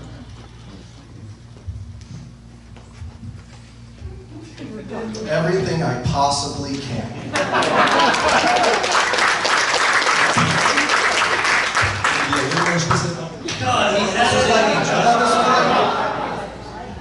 Go ahead. Look, I'm a fishing guy. I don't know how the sausage is made, all right? But I know that I'm bound and determined to reach across the aisle and work with as many people as I can. So if it's Republican-dominated, Democratically dominated, I will work for the constituency to do the right thing. I will listen to the constituents, and I will favor what they feel like needs to be done, and I will do my best to talk with whoever is there, be it Mickey Mouse. Jennifer. This is a big subject, but as quickly as you can, I would like to ask Stephen, you mentioned that you would like to advocate for smarter policies on Everglades restoration. What do you mean by that? What are the smaller policies you think are not getting implemented? Smarter policies? I don't recall saying smarter policies. I would just like to actually see some of these programs accelerated. We came up with the Central Everglades Restoration Plan in 2000. It's old enough to vote now. We've got 65, 68 projects that are slated to be done, and at this rate, they won't be done for 100 years. So that's a step in the right direction to get a reservoir built south of Lake Okeechobee. We need to convey fresh water to the Florida Bay so that I don't have to suffer going through 40,000 acres of seagrass trying to get to some fish that I hope are still there. So smarter, yes, but we also need to all get on board and accelerate these programs that are already in place. We're not trying to reinvent the wheel. They're already there. We just need the political will to do it. Bill, we're doing pretty good on time for you last two panelists, so you can. One more? Well, you can ask any question you want. State law regulates how we can spend the tourist tax money, the TDC money. Would you be in favor of expanding that to other uses here in Monroe County? Good question, yes or no? Would I be in favor of expanding that? I would be in favor of letting that be done by the local community that governs it. I would let that be their choice if it was going to be more money or not. As long as it, excuse me, as long as it remains tourism related, I think you have to find a balance when you're dealing with, you're being a steward of the taxpayer dollars, and those dollars were meant that industry imposed the rules on themselves. So again, when you're dealing with taxpayer dollars, you definitely want to find a balance. But in the age of aging infrastructure, our tourism numbers are very, very high, even post Irma. And if there's a need to switch things around, I think we should take that, and anything's on the table. Yeah, last question. I guess for Representative Rushine, we've heard a lot about build-out tonight in 2023, and that is the result of the evacuation requirements in the area of critical concern. What responsibility does the state have to help the county out with its liabilities, and how are you going to bring that along as the single representative from this area? I think the state has an incredibly important responsibility in this issue. We are an area of critical state concern. We were designated by the state of Florida, and with that designation comes some pretty extreme challenges. And I think that they have shown that they want to be our partner. Anytime that we take a delegation up to Tallahassee, whether they're from Key West or Ocean Reef, they talk about this issue: build out, workforce housing, density, traffic. They are hearing our message, and I think you saw the 1,300 units. That was just something that they wanted to offer us. I want to reiterate that those are optional. Each different community up and down the Keys has its own unique needs, and I think Tallahassee definitely recognizes that, and they know that they are going to have to stand there and be our partner, because they Well, I certainly wouldn't stand for bankrupting Monroe County over takings cases and things like that. So we're going to need to continue in the next 4 years coming up with those creative solutions that I think everybody is starting to talk about right now. Thank you, guys. Steve, I'll let you turn it.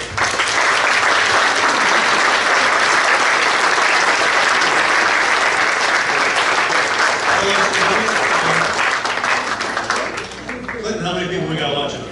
22 last I looked. 22. I got a text from Rochester, New York, so we got Rochester, New York. I'll check. 2,200.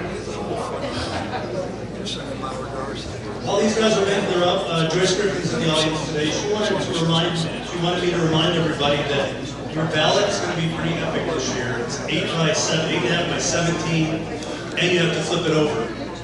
So it's a big deal. Well, because there's questions on both sides. You don't have to if you want to answer all the questions, sure. All right, this is for U.S. Congress. Carlos, would you like to introduce yourself? Thank you so much, Todd, and thank you all for being here. You know, I always tell my colleagues and people I meet throughout the country, when people think of the Florida Keys, they think of tourism, boating, fishing, bars, restaurants, all those things.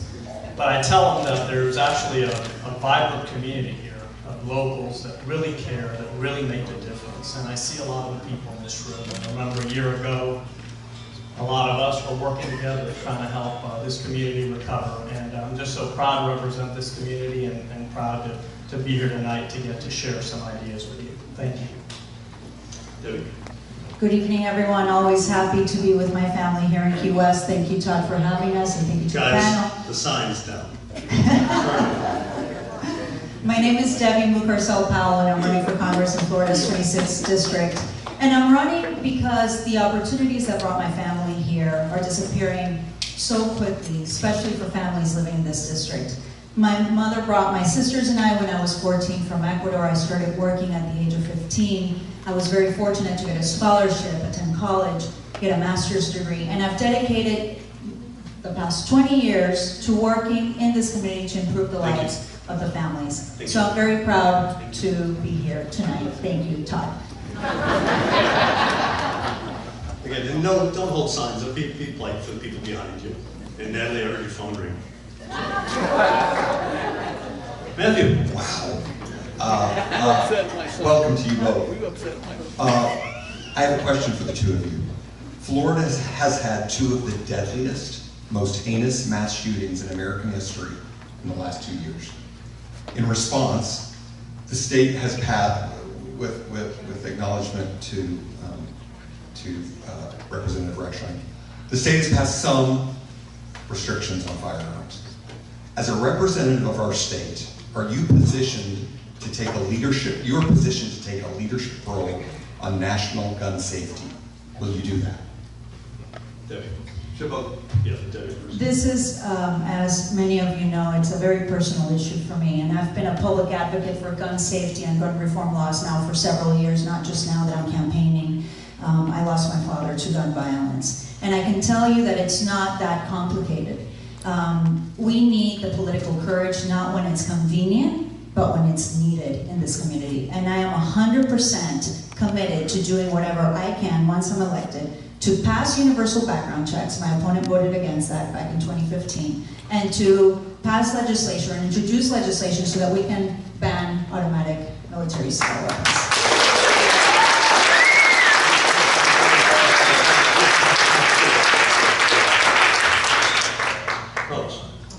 Thank you. So the answer is yes, because I'm already leading on the issue. And you mentioned the gun reform agenda that we saw passed out of Florida. And I think that's a wonderful model for the U.S. Congress to adopt common sense answers, responses to some of these challenges. We have to be honest, right? We know that no law is going to guarantee that we never see a tragedy again, but we know that some laws and some regulations can make us safer. So immediately after the Las Vegas mass shooting, I introduced legislation to ban bump stocks. Immediately after the Pulse nightclub shooting, and by the way, the parents of one of the victims are very close friends and supporters of mine, and I've worked with them on a lot of these issues. I introduced a bill to make sure that people like the individual who committed that atrocity can't get their hands on weapons. And on all these issues, let me tell you, we all have our parties here, some blue hats, some red hats, that's all fine. But if we care about these issues, we need people in both parties who are willing to reach across the aisle to get it done. Because unless one party ever has 60 votes in the Senate, a majority in the House, and a president of that party, things aren't going to happen. And by the way, when the Democratic Party had those numbers in Congress and the president, they did nothing on gun control. So I think we need more people to work together to get something done. And I definitely think that Florida is a wonderful model. That's not He true. didn't call you out, so we'll, Democrats, you know. that doesn't do well. We're not going there. We're never get there. Jen. For Congressman Corbello. Access to reasonable or affordable health care is obviously a major problem in this country. We talk a lot about medical insurance, but really that's driven by the cost of medical care. So what can the federal government be doing to help to control the cost of prescription drugs and other medical care so that we can afford and have access to medical care? Thank you, Jennifer. What we need to do is put patients and consumers in control. Most of our healthcare laws in this country, from the ACA and others before it that have been written by both parties, are designed to protect all the incumbents in the healthcare systems. The big hospital chains that are making record margins, the health insurance companies that are making record profits, and big pharma that's also doing well these days. One of the big flaws with the ACA, which is why I think that it should be replaced with something better, is that it was written by lobbyists from a lot of these organizations, and it was written to protect the profits of these organizations. So I think we need to keep the good in the ACA, and I give my Democratic colleagues credit all the time for things like covering people with pre-existing conditions, making sure we have a community rating, no gender discrimination in healthcare whatsoever, allowing young people to stay on their parents' plans. Those are all good, and we should keep those, but we should also introduce some market forces into the healthcare system so that it's consumers, patients that can drive down costs. There's a perfect example. Right now, there's something called the pharmacist gag order. If you go to the pharmacy and you go to buy a drug, a prescription drug, that pharmacist cannot tell you, hey, if you pay cash, you're going to end up paying less because it's going to be less than your copay. Because of the way the laws are written. And that's absurd. Some hospitals have anti-steerage clauses. That's wrong too. Bill. I'll let Debbie follow up on that on healthcare. How do you feel? Look, let's be honest here. We have a Republican Party and we have a congressman that voted to take away healthcare for over 100,000 people living in this community when he took that decisive vote. Congressman Corbello took the decisive vote back in May 2017, which is one of the reasons why I decided to run, to repeal the Affordable Care Act. We know that there are things that we need to fix in the ACA. We understand that. But to vote to take that away from millions of Americans in this country was a cruel vote without any option. And I can tell you that Congressman Corbello just voted also to take away the protections from people living with pre-existing conditions. And right now we have 20 states that are suing, they're all Republican governors that are suing the federal government to take away those protections. We need change. We need Democrats in the House, and we need it now.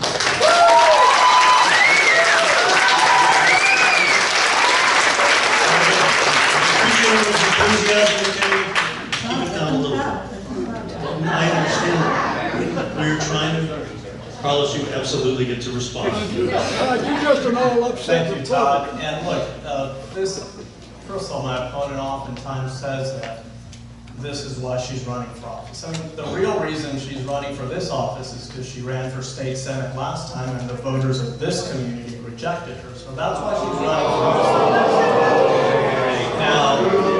Now, be nice in the audience. Now, with regards to health care, this notion that people want to take health care away from others is just absurd. Look, I have a family, I have children. My wife and I were talking about a health care challenge that we have close to our family.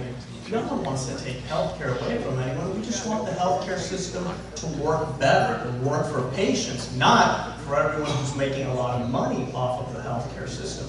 And in order to do that, we do have to replace not just the ACA, but a lot of what we have today with something better. And what we attempted to do, knowing that it would be difficult, is take Ma'am in the green shirt, if you speak out again, we're going to ask you to leave. Do you understand? Thank you, Todd. Okay. What we try to do is take that first step, and when people say, oh, well, that bill would have done X, Y, and Z, well, that doesn't take into account that there was more that we wanted to do in addition to that, and that we are doing today, by the way, working with across the aisle to improve our country's healthcare system. So that's the truth about healthcare. This campaign line, this talking point about wanting to take away people's health care, I don't think anyone in this room, Republican or Democrat, wants to take away health care for anyone. We just want the system to work better for everyone. Carlos, how do I get on your plan? Before you do it, guys, we are lucky to have the congressional race here in Key West. Yes. And if we're going to treat them disrespectfully, they may not come back. So, can we just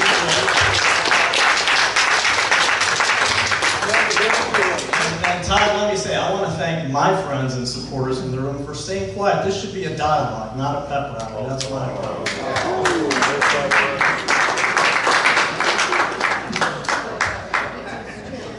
Nan, give me something really controversial.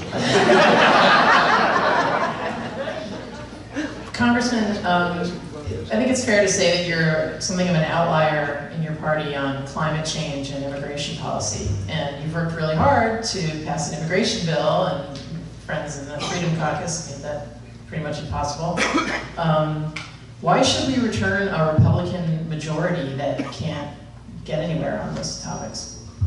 Well, I'm running in this district, and I'm running based on my record, not based on anyone else's record, and I'm not asking people in other districts or telling them what they need to do. But again, I go back to what I said earlier. We have some major challenges in this country, from immigration, to guns, to healthcare, to climate change. Unless we have people in both parties working together, nothing is going to get solved. This is not the system we asked for. This is the system that Jefferson and Madison designed for us, and we have to deal with it. And this system requires consensus building. Now, you can send flamethrowers to Washington, people who are 100% committed with their leadership. I'll give you a perfect example.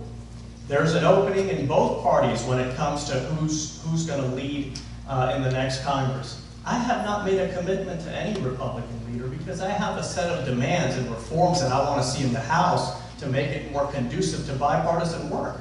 My opponent is blindly in Nancy Pelosi's corner, and we cannot double down on the politics of the past if we are going to solve the challenges of the present. So on all these issues, Nancy, we need Republicans and Democrats who are willing to reach across the aisle. I have done that every single day since I've been in Congress. I will do it every single day, no matter who's the leader, who's the speaker, and how much credit they give me for it. And Debbie, you get to respond. Yes, to he's the saying thing he that said. he's not going to vote blindly for any party leadership, yet he has voted blindly for Paul Ryan as Speaker of the House, who is the most extreme when it comes to immigration reform, who did not allow to bring in a bill to the floor to discuss, and who also, Paul Ryan's proudest moment and Congressman Crivello's proudest moment has been to pass a tax reform bill that gives cuts to the most wealthiest Americans and leaving middle-class families behind.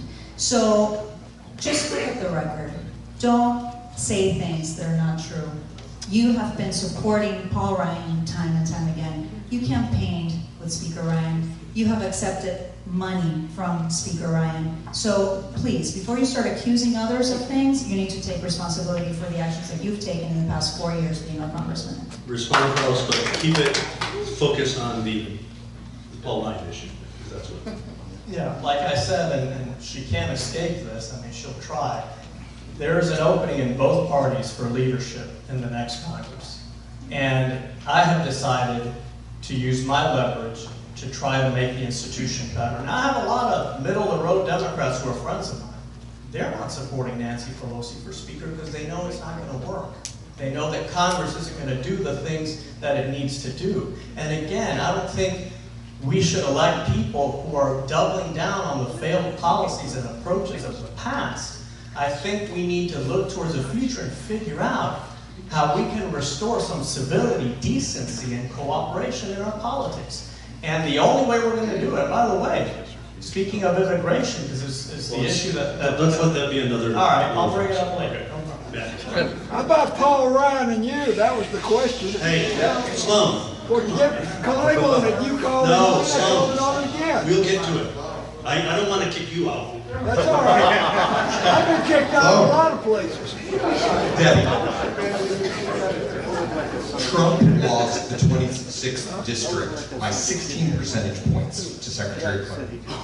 We hear a lot about a blue wave in November, especially a women's blue wave.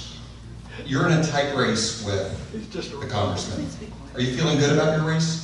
I feel very good about the race, especially because I have all of you behind me and I feel that energy every single day. Look, this is going to be a tight race, okay?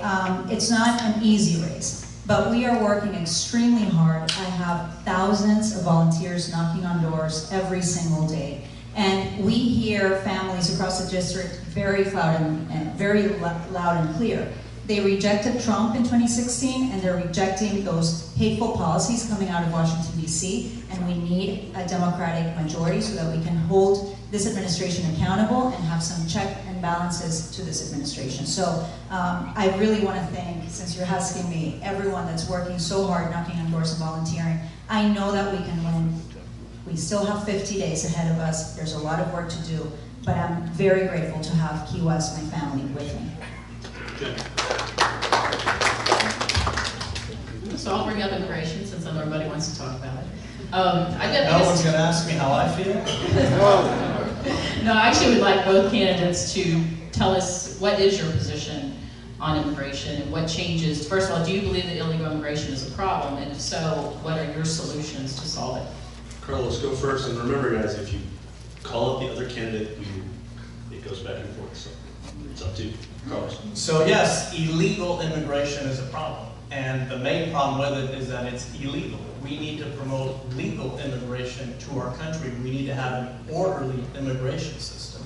Now, going back to standing up to party leadership, I led, and every single Democrat in the House supported me, and many Republicans did as well, an effort that challenged the House Republican leadership and actually compelled them to bring an immigration solution to the floor of the House. And I'll tell you more or less what was in that bill, because I think this is what a compromise on immigration probably looks like.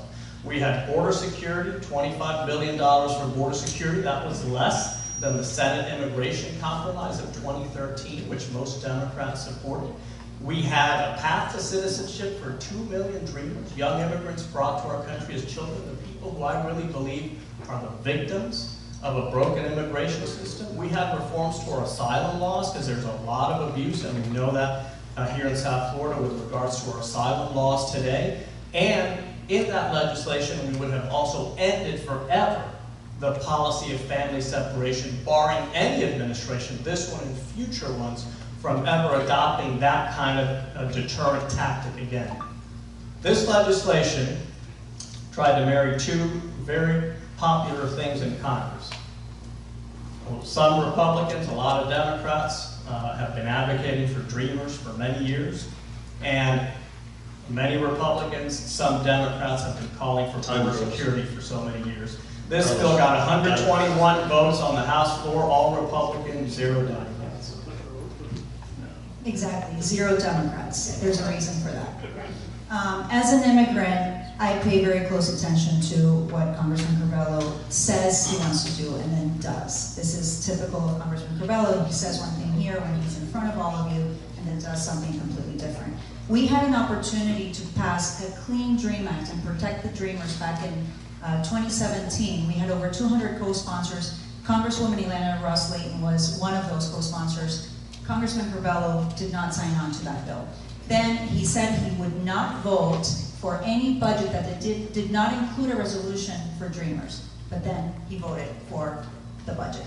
Then he said he was going to bring a discharge petition so that we can finally bring a comprehensive immigration reform bill to the House, to the floor. What did he do? Once again, he caved in to the most extreme Republicans who are anti-immigration in his party. Now, what I think we need to do right away, and I know it's a priority if we win the majority in the House in November, is pass a Clean Dream Act, protect those that have TPS status right now, and also provide a comprehensive immigration system that will provide legal status for those millions of immigrants that have been here for over a decade, that are contributing to our economy, that are, that don't have any criminal records. There has to be a path, and I know that we can do that if we win in November.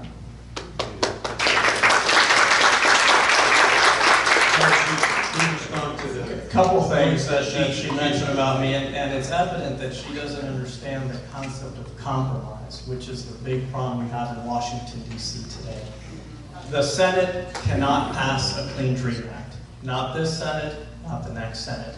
The White House will not get behind a Clean Dream Act. So what did we try to do? We tried to build a compromise that could satisfy more parties to get a solution. If we want to get an immigration reform bill done, that's the only way we're going to do it. By the way, the time that I voted on a spending bill that she criticizes me for, that included billions of dollars in recovery dollars for the Florida Keys. And I want it to be clear to all the reporters here and all the men and women in this room that she apparently would have voted against that legislation. And for me, that would have been unforgivable. Number one, we had made progress on immigration because the Senate had agreed to have a debate.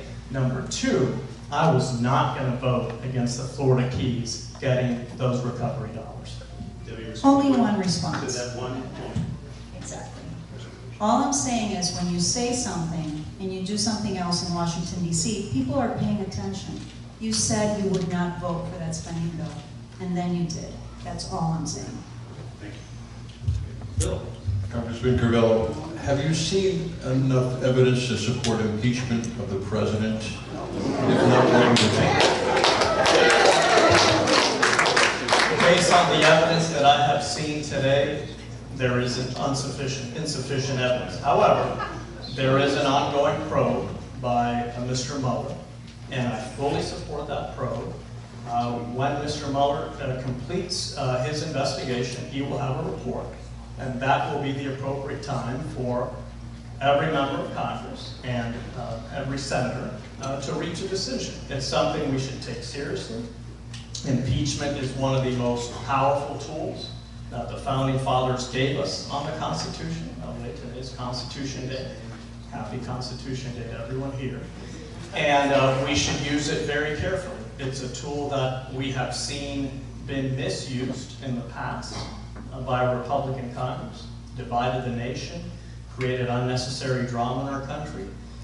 We need sober people in Washington, D.C. who are going to take this seriously, who are going to look at all the facts, and who are going to demand that all the investigations be allowed to proceed until they reach their conclusions. That's a good answer. Thank you. Congressman, speaking of President Trump, do you agree with his position that the Puerto Rican death toll from Hurricane Maria was much smaller than the general number over 3,000? And if you do not, what do you think the consequences are of having the head of the executive branch and the leader of our country depart so far from widely accepted fact?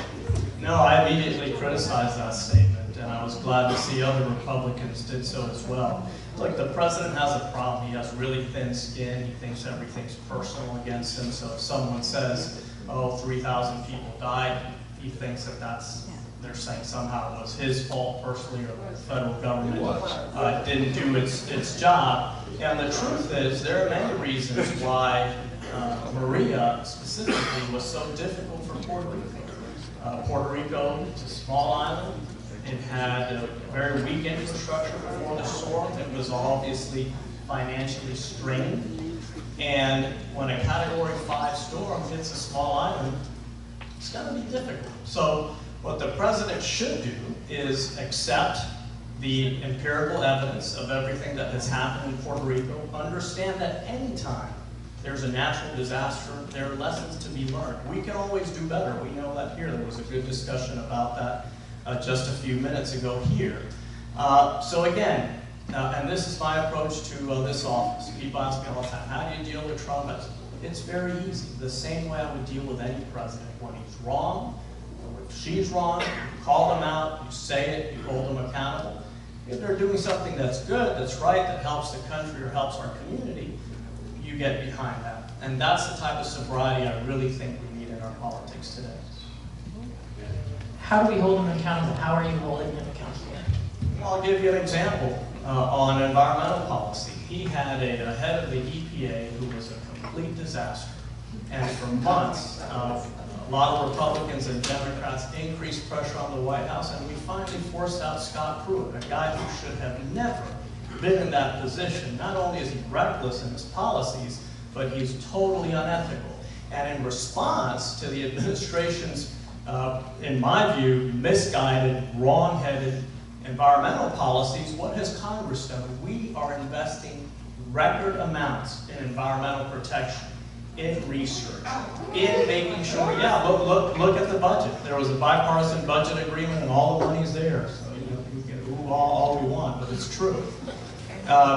Look it up. And that's how you hold the executive accountable. Congress has the power of the purse. It's a co-equal branch of government, and I take that very seriously. I want to ask everybody, how are we doing time-wise? Everybody? We have the mayor's race after this. We're going to do one more round. I'm not even going to pretend that it's a lightning round. All right, love it. You guys, you want to get back to ladies sometimes. Be good. Be good. Yeah, let's go. Yeah. The Congressional Leadership Fund. People usually don't tell me to talk loud. The Congressional Leadership Fund, and I want to be very clear, this is not a PAC linked to the congressman, is airing attack ads linking you and your husband to a Ukrainian oligarch. Can you comment? The Ecuadorian immigrant will comment. Look, I think that this is exactly what voters hate about politics, and it is extremely shameful that Republicans are launching personal attacks against my family, which are false, and they're doing it because they have nothing to run on.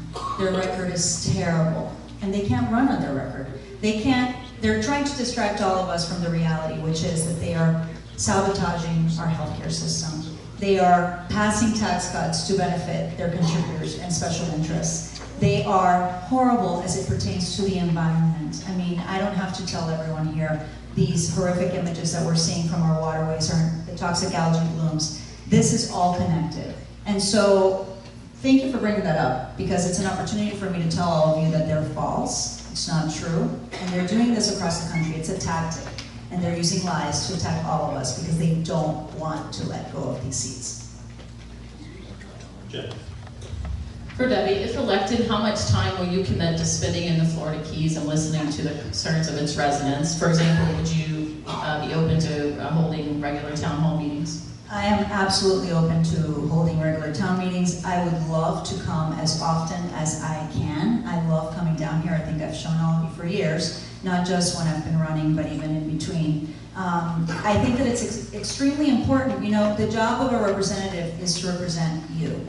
And I need to be hearing what is going on the ground, especially when you're in DC, when you're going back and forth. I need to know what the issues that we're facing currently are and the priorities and how I personally can help and work with local elected officials to be effective. Short answer question. You've both been attending these candidate forums for months now. And I want to ask each of you, what question has your opponent struggled with and possibly been less than forthcoming with? I think healthcare. I think that Congressman Corbello doesn't truly understand the problems that we're facing in our healthcare system. I've had a lot of experience working with doctors, nurses, dealing with the shortage of healthcare providers in this community. And there's a lot that we can actually do right away to reduce costs and manage that. And I don't think Congressman Curbelo understands the healthcare system very well. Well, I'll answer the question honestly. This is our first forum, so I can't tell you what she struggled with, because this is the first time we actually sit together to have this kind of conversation. So I don't know where she got that from, but anyway, I will say this, because Jennifer brought it up. The Keys represents about 15% of the district. I'll tell you that in our Washington, D.C. office, and Nicole's here, she could confirm it, we probably spend about 50% of our time working on issues that have to do with the Florida Keys, just because there's so many needs here and they're so connected to the federal government, whether it's affordable housing, the environment, transportation, military. You have it all here in the Florida Keys. And I'll tell you now, this is the second opponent that I run against that has pretended to live in the Florida Keys. My opponent in the last election changed her registration briefly to, I guess, a second home they have in the Florida Keys, and took a picture with it and put it on Facebook just so that the people of Florida Keys might believe that she lived here. She then changed her registration back to her home where she lives. I've never done anything like that. I've never pretended to be from here or to live here, but every single day I have worked in Washington, D.C. for the Florida Keys, and never more than after Hurricane Irma, and that's the commitment that I leave you with here tonight, that I will be honest, sincere. You'll always know how I feel, whether it's in agreement with my party or against it, and I'll always put the priorities of this community and this city, Key West, first. So you can respond on the The only thing that I can say is that it's very typical of Congressman Curbelo to go into the personal attacks, because he cannot run on his record. And that's all I have to say about that. This one's for both of you as quickly as possible. Do you agree with the current administration's position on our relationship with Cuba? And if not, how would you like to see it differ?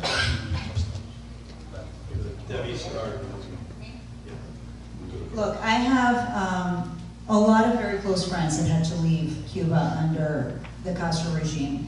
And it's very personal to them. And they're still living with the things that they lost when they left Cuba. Now, I completely support engagement with the Cuban people while being extremely firm with the Cuban government, but I think families should be allowed to visit their family members in Cuba. I think we need to engage in educational and cultural exchanges. I think the only way to empower our neighbors is to giving them the information and the resources that they need to stand up to their government. The current policy is really pretty much what President Obama left behind.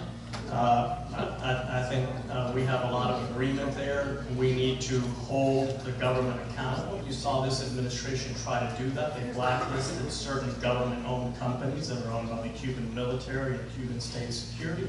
But in terms of family travel, people visiting Cuba, it's generally the same. And I think that there can be some benefit to that as long as we're clear-eyed about the relationship. The people in power there are still the same people who had nuclear missiles installed on the island and pointed them right here where we are at today. So we need to be clear-eyed about that, and understand that they're also part of the axis that has destroyed Venezuela. It's causing so much death and destruction in Nicaragua now as well. So when we engage with the Cubans, we need to know exactly who it is we're dealing with. Thank you both. Let's give them a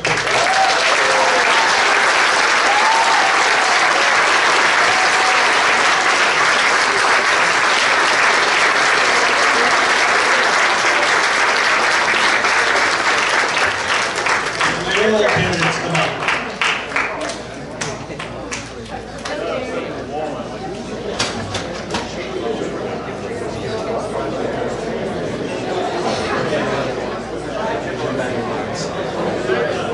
Keep it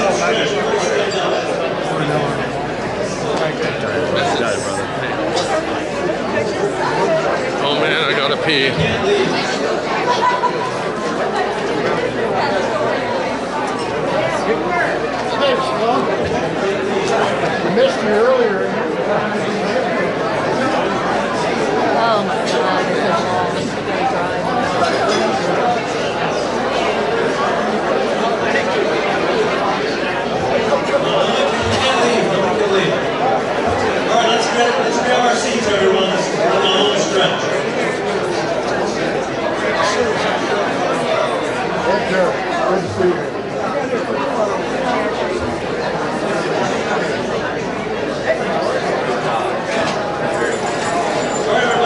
grab a seat. Let's get moving.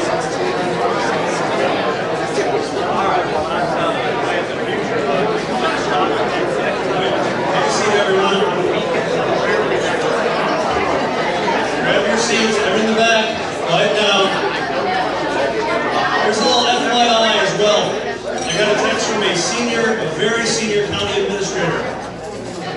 And he said everybody standing by the camera that talks is being broadcast over the air. And that means you, Swan. So everybody be quiet. Or move. All right, this is our last event of the evening and for the year. It's a big race, the Key West mayoral race. The only thing we can guarantee is that a female will be our next mayor.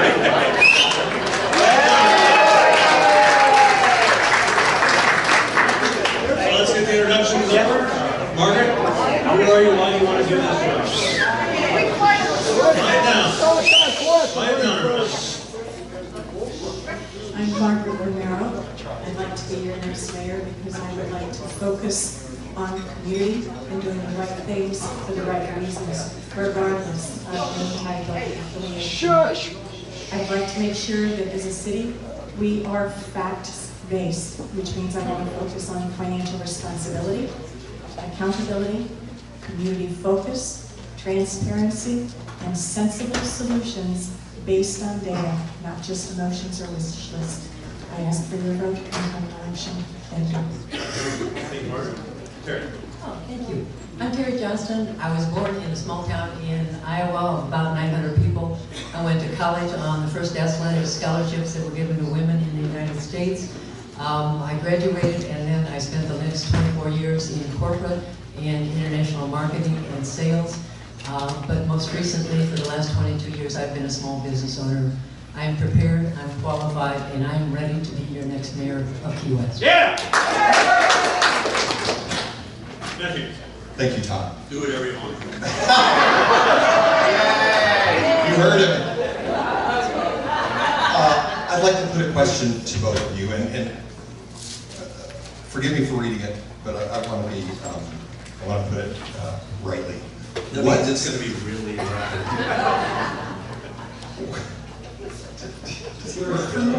What skills, qualifications, and temperament do you bring to the office of mayor your opponent specifically does not?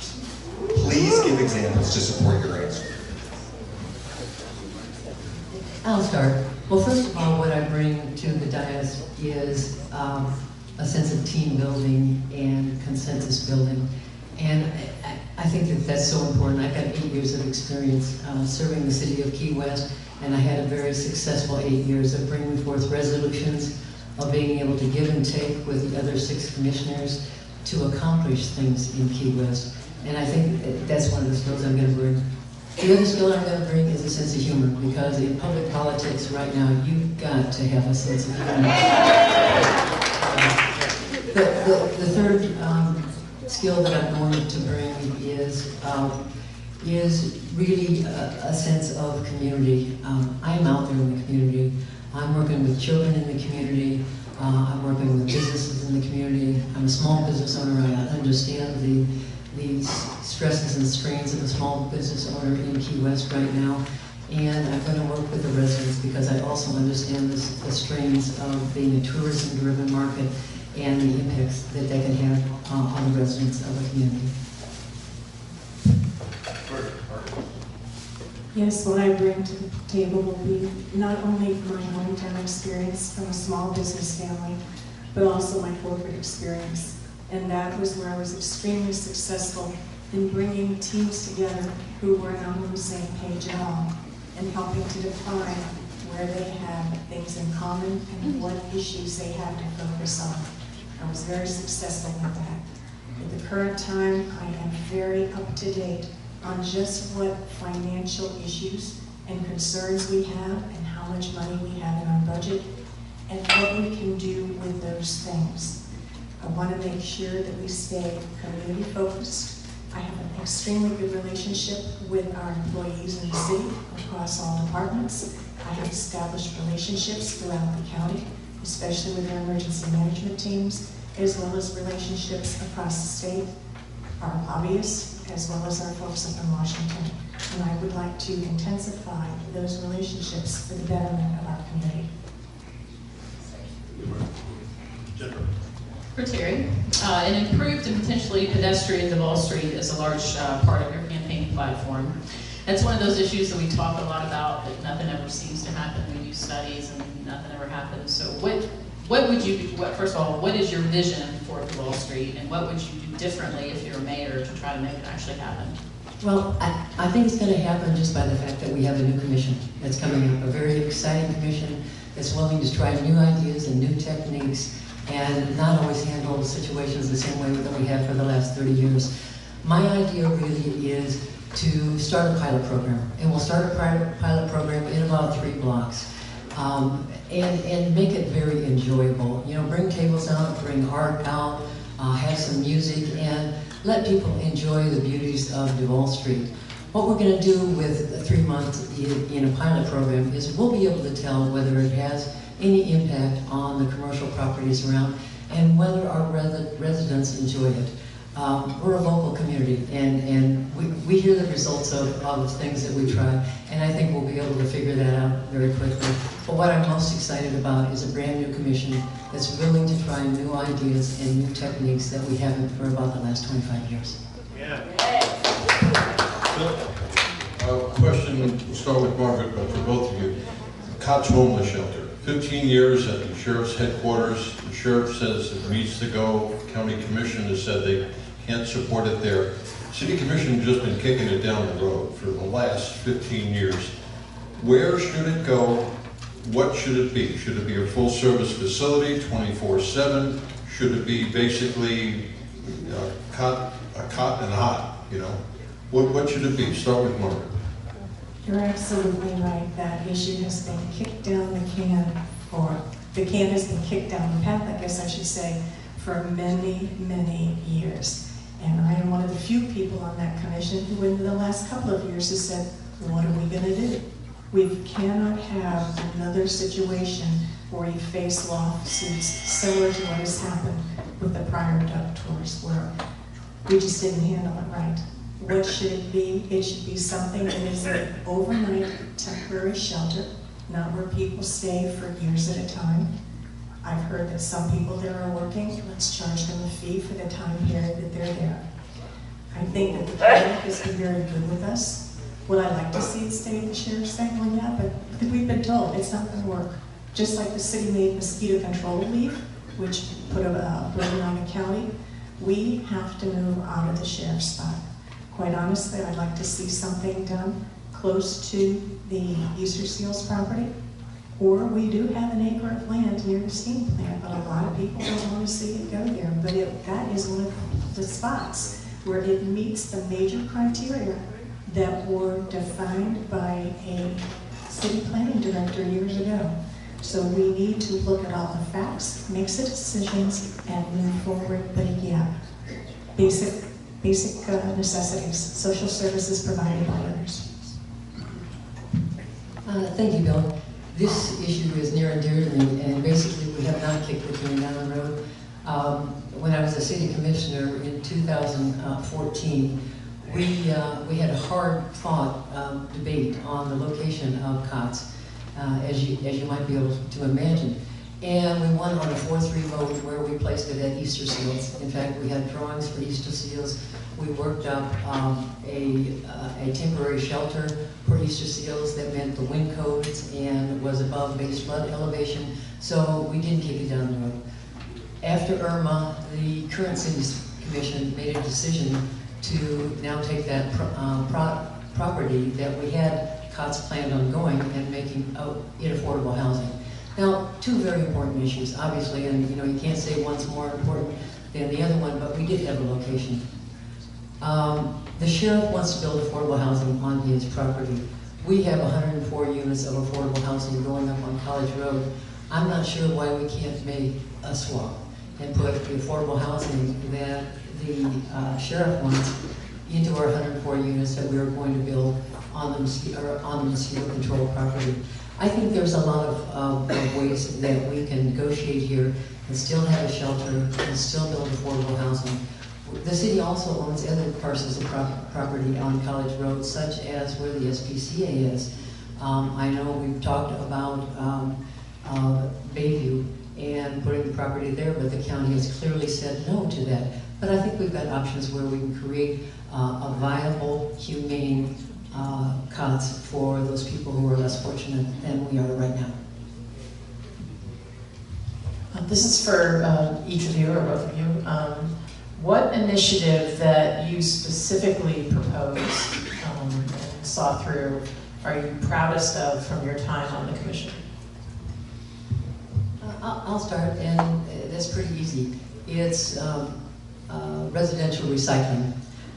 One of my biggest disappointments was that the commercial side didn't come right along with that, but that was our first real step in being more green in Key West. And I know that we've got a number of commissioners out there that are working on bringing the commercial recycling along with us so that we can truly be a recycling community. But sponsoring and bringing forth residential recycling was my biggest thing.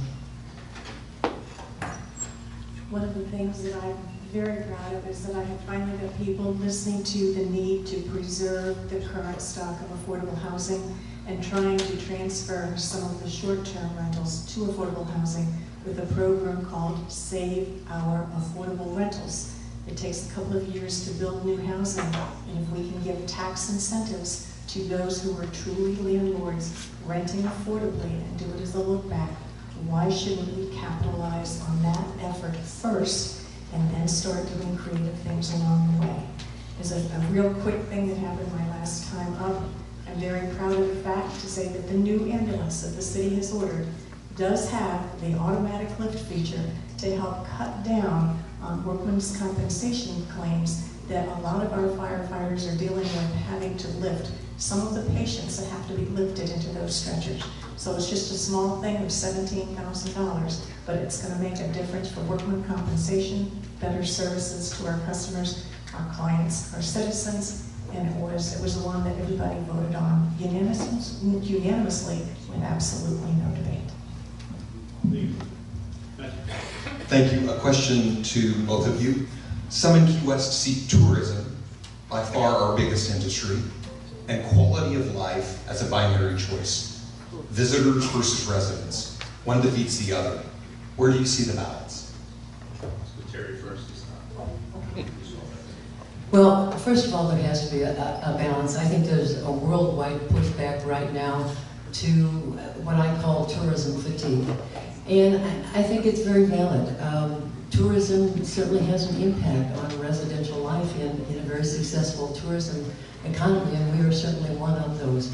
So I think there has to be a balance. And I think it's really easy to find ways that you take tourism profits and tourism dollars and make sure they're going back to the residents so they can appreciate what we have and how we make our money and how this island survives. But I think it's a relatively simple thing to do. Let's improve the streets on some of our tourism dollars. Let's clean our beaches on some of the tourism dollars. Let's take care of our infrastructure based on some of the tourism dollars. And I think then you bridge that gap and you get the residents who are feeling somewhat ignored right now understanding how important that tourism is to our island and to our economy. I don't think that tourism and quality of life are mutually exclusive. Yes, tourism does play a large part in our economy, but I don't think most people realize that the military also drives more than $300 million to our economy as well. And a lot of the military also contribute to the utilization of our hotel rooms when they're down here on temporary duty. As far as the quality of life, some of the tourists have more of an impact than others do, especially those who are renting with the transient and short-term rentals in our neighborhoods. We currently do use TDC dollars for some of our infrastructure, and some of our tourist-generated dollars do go to things like the sales tax, the gas tax, and the infrastructure tax, which do in fact today fund some of the improvements we are trying to proceed with. Right this year, we have seen a decrease in those funds due to the decrease in tourism following the big event of last year. So some of those funds will not be as readily available. But we do see our tourist dollars being contributed to our economy. We just have to utilize how they are prioritized, perhaps a little differently, and make sure we communicate, which is one thing I think has not always been a stellar quality of our commissions. We have to communicate to our people. What are we doing and why are we doing it? And always tell you the facts. I'd like to ask this question of both of you. What specific action would you take in your first term of office to reduce traffic and parking congestion across the island?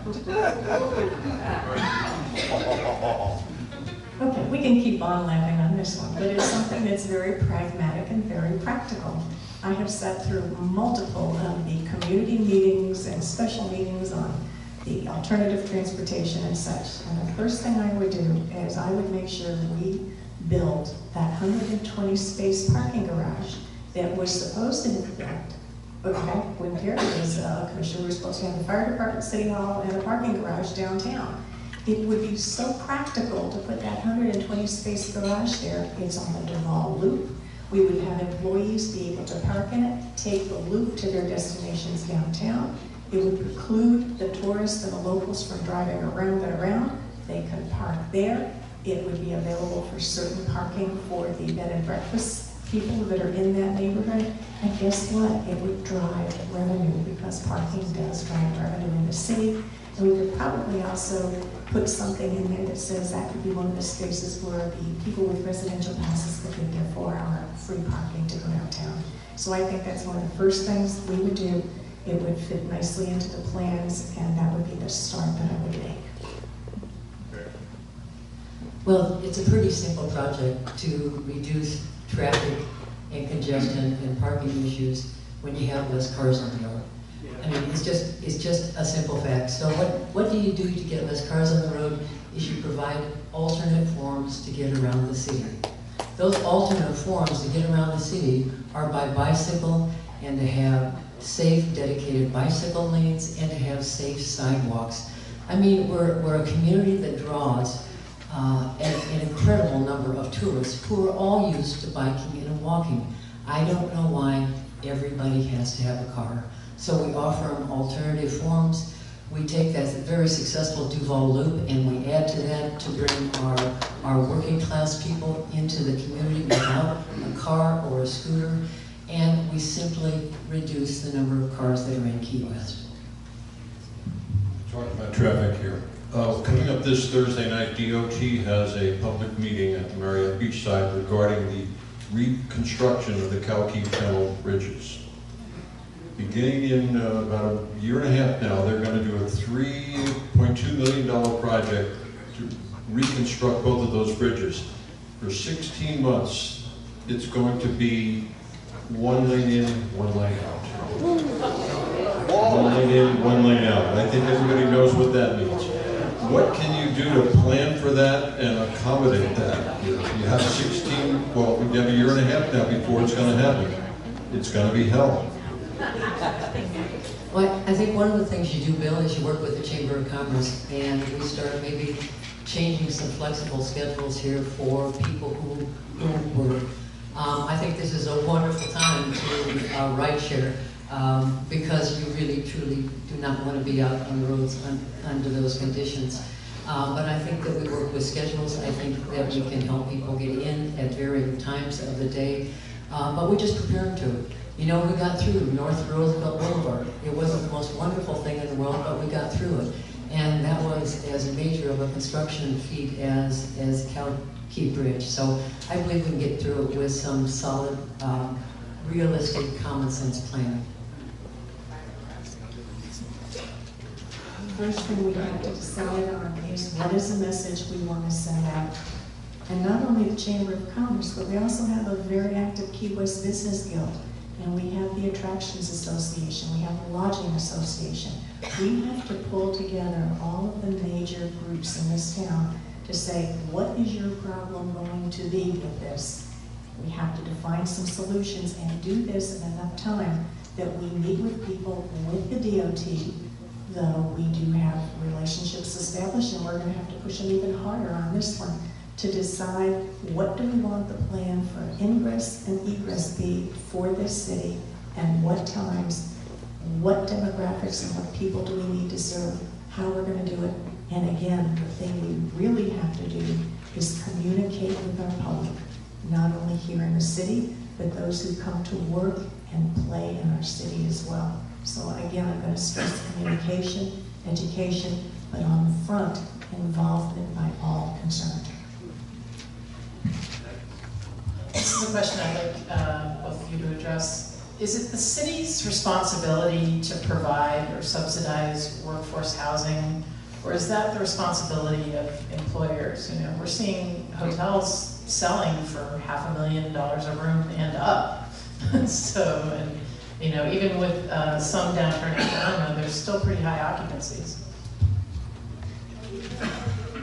I don't think it's the city's responsibility to subsidize housing. I think we have to have careful planning of what's going on and establish what are our true needs. Some folks will tell you, oh, we need 3,000 rooms. Well, I never saw the justification of those 3,000 units. Our population has been declining. I do think we need to work to understand just what is the need. And again, I think our focus should be on focusing on the affordable, trying to get some of our short-term and transient rentals to convert to the workforce housing, and giving incentives to those people who are truly renting affordably. I think if we do that, we can affect even the quality of life of our neighborhoods by not having some of these, shall we say, errant rentals amongst the families and the neighborhoods that we call home to. But I do think I would rather see the private sector involved in it. And right now we have plenty of BPAS and ROCO units to go around if those folks would like to come and participate in our town. I would agree with Margaret. I don't think it's a primary responsibility of government to provide affordable housing. By the purest form, the responsibility of government is to provide the services for which the people cannot provide themselves, like fire and police department and sewer and water and things of that nature. Having said that, however, I don't think the city should be a deterrent, and I certainly think that we can help produce affordable housing. The city is the second largest landowner in the city of Key West behind the Navy, and I'm certainly thinking that we can do some public-private partnerships where the city holds onto the land, gives 99-year land leases, so it still stays under government control. But that's the largest deterrent to building affordable housing in the Keys right now is the price of land, and particularly in Key West. I think that there are lots of things that we can do. First of all, we can streamline our building permit process. It's onerous at best, so that we can make it easier for people to be incentivized to come in and work with the city in order to provide the housing that we need for our labor force right now. Thank you, Terry. This, it's 8:08, where it's absolutely in extra innings, but this will be our last round, so let's make it count. Thank you, Todd. Understood. Margaret, Terry, I've got a question I'd like to put to both of you. I've saved my serious question for last. Key West seems to be overrun with iguanas. Some of you may like them, others may not. They create traffic snarls, carry pathogens, make a mess, and elbow indigenous critters out of their ecological niche. Ideas? Question made people leave.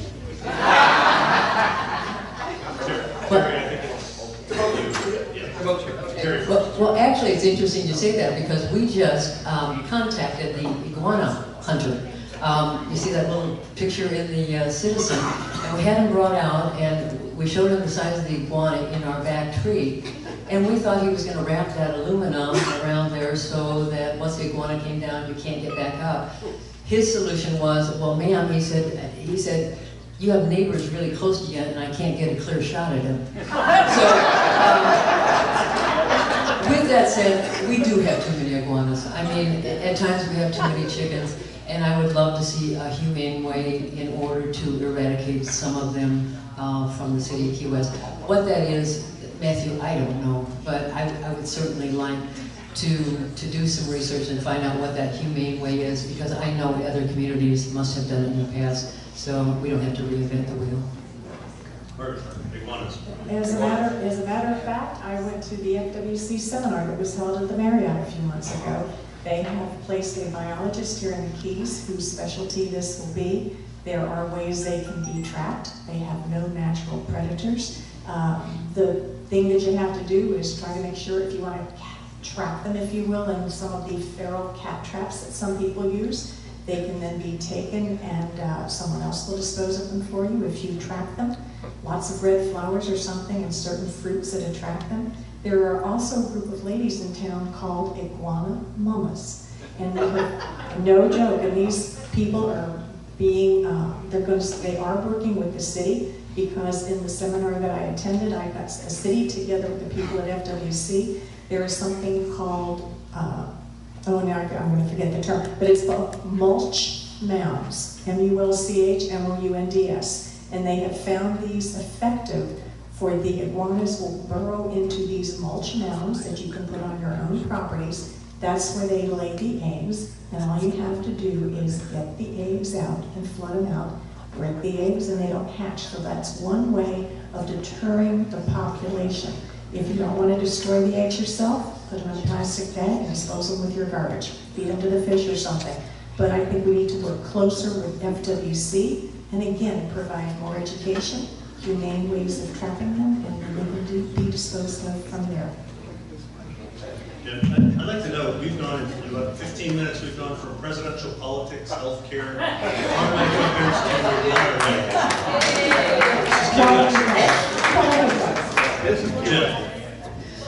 My question is regarding the Navy's presence in town and how that may be possibly negatively impacting our housing market. We know that the Navy does not have enough housing on base. We know that they also provide large housing stipends for people that live off base. And then we hear also that the Navy is investing a significant sum of money in some construction project, potentially building a new second Fly Navy building. Do you think the Navy understands that impact, and what can we do better to get them to help with our housing market instead of negatively impacting the cost of housing? I can definitely tell you where they're at. Everybody brings up the Housing Act at 60. They put out a request for, it's not a request for proposals, and the 5 companies all came back and said that it was just going to be more effective to tear down those 166 units and totally build new ones. And that was a decision that came back. I am in close contact with our executive team out at Naval Air Station, who was in touch with Jacksonville, which is where the housing decisions come from. Yes, they are going to be building a second Flying Navy building. They are looking at putting additional housing and a new fire station, as well as over $100 million into repairs at Naval Air Station. They are very concerned. The Navy is not the only one who gives stipends to their employees here in Key West. The grocery chains do it, and some of the, we'll say, large suppliers do it here in town. Many times you see 2 and 3 people going out and sharing a unit, especially our young single folks. But I do think the Navy is very acutely aware, and they are more than willing to work with us. And I will tell you right now, I already have that relationship established with them, and we will continue to work on those issues.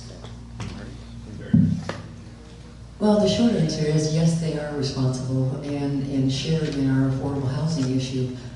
They have accentuated the issue by the fact that their service people do not live on base.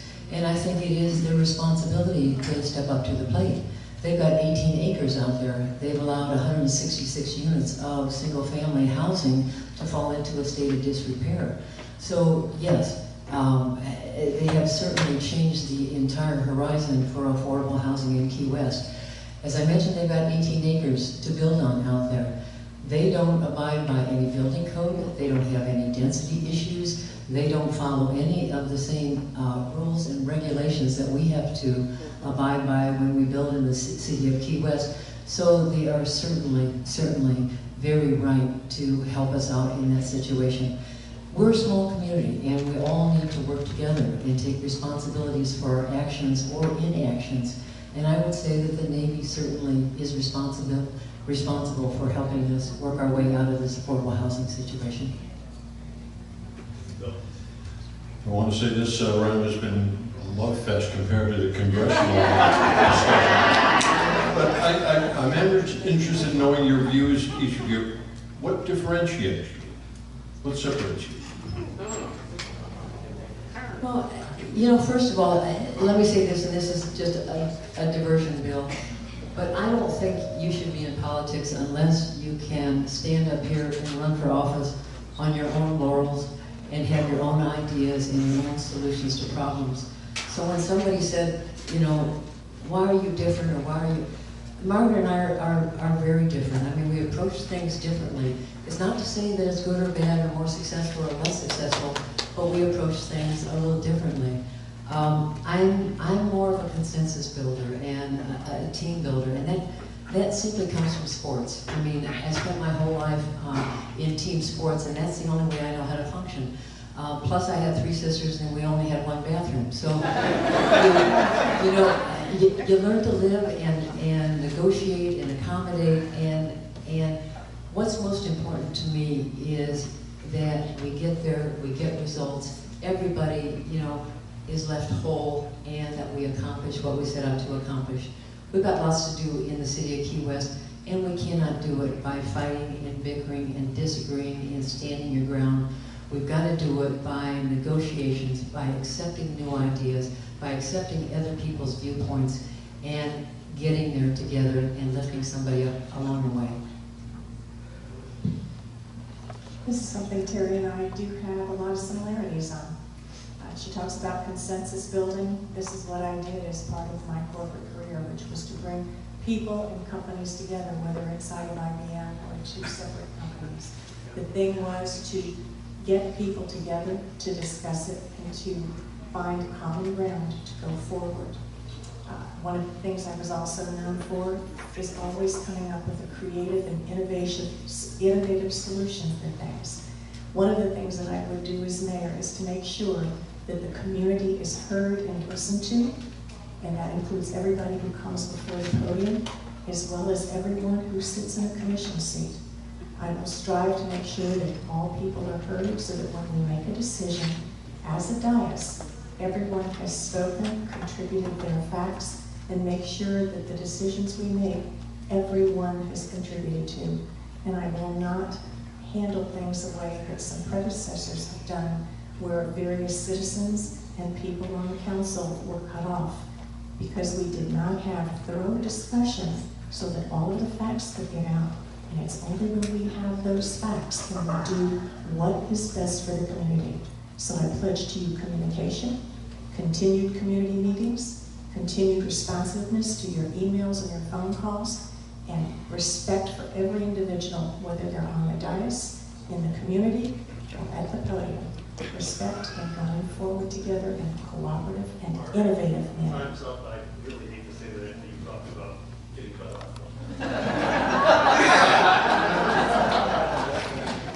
All right, and this is the last question of the evening.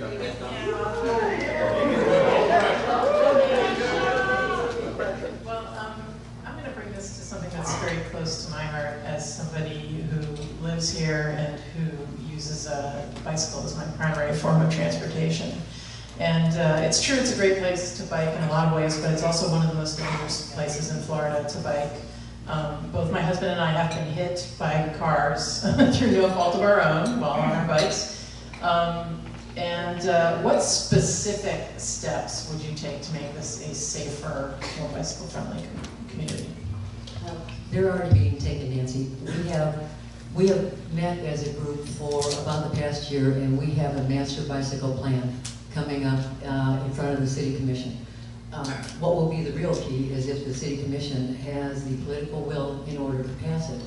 Because any time that you create a master bicycle plan around Key West, where we have streets that are 13 feet wide with two-way traffic and parking on both sides, you've got your hands full. So we're going to have to make some very, very difficult decisions to make this happen. but for the first time in Key West, we have a master bicycle plan that connects every single area of Key West with downtown and home safely with a safe 5-foot bicycle path. So again, it's going to be seen whether the City Commission has the political will to get it done, and we need every one of your support to talk to your City Commission to let them know how important that is to not only the safety of Key West, but the quality of life of our residents and our visitors. Terry's right. There is a master bicycle plan. There are also suggestions that have been brought forward by the Alternative Transportation and Parking Committee. One of the things is not just political will, it's money. And right now, we don't have a lot of money to fund a number of those ideas, partially or fully. So we were going to have to prioritize the things that are of key importance. Am I a total bicyclist? No, I sweat too much and I don't like to be sweaty when I get to meetings. But I was known, and some of the folks here from city staff can tell you, I kept a bicycle at City Hall. And whenever I could go to meetings on that bicycle, I rode it during the day. And yes, there are times it's not the safest, but there are also some situations where bicyclists create a good part of the problem by not stopping at signs, darting out into traffic. So we have a couple of pronged efforts to take a look at here. It's not only more bicycle lanes, but we have the skateboarders on the town. We have on our roads, we have people on motorized bicycles on the sidewalk. I think we have a couple of things that we have to address to make our forms of transportation, whether they're bike, foot, car, bus, safer and available to more people. And of course, we do need more enforcement. And for that, I'm going to tell you right now, our law enforcement staff is running short. So if you know some good folks that want to go to the police academy, bring them on, because we do need more law enforcement people. Pardon me? I had to cut you off, but since it's an advertisement for the police department, I'd like to. One of these young ladies is going to be your next mayor.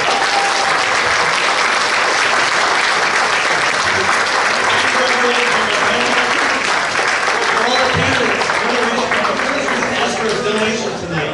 If any of you have any little pocket change left over from your campaign, we're a 501c3. We would love to have a donation. See everybody.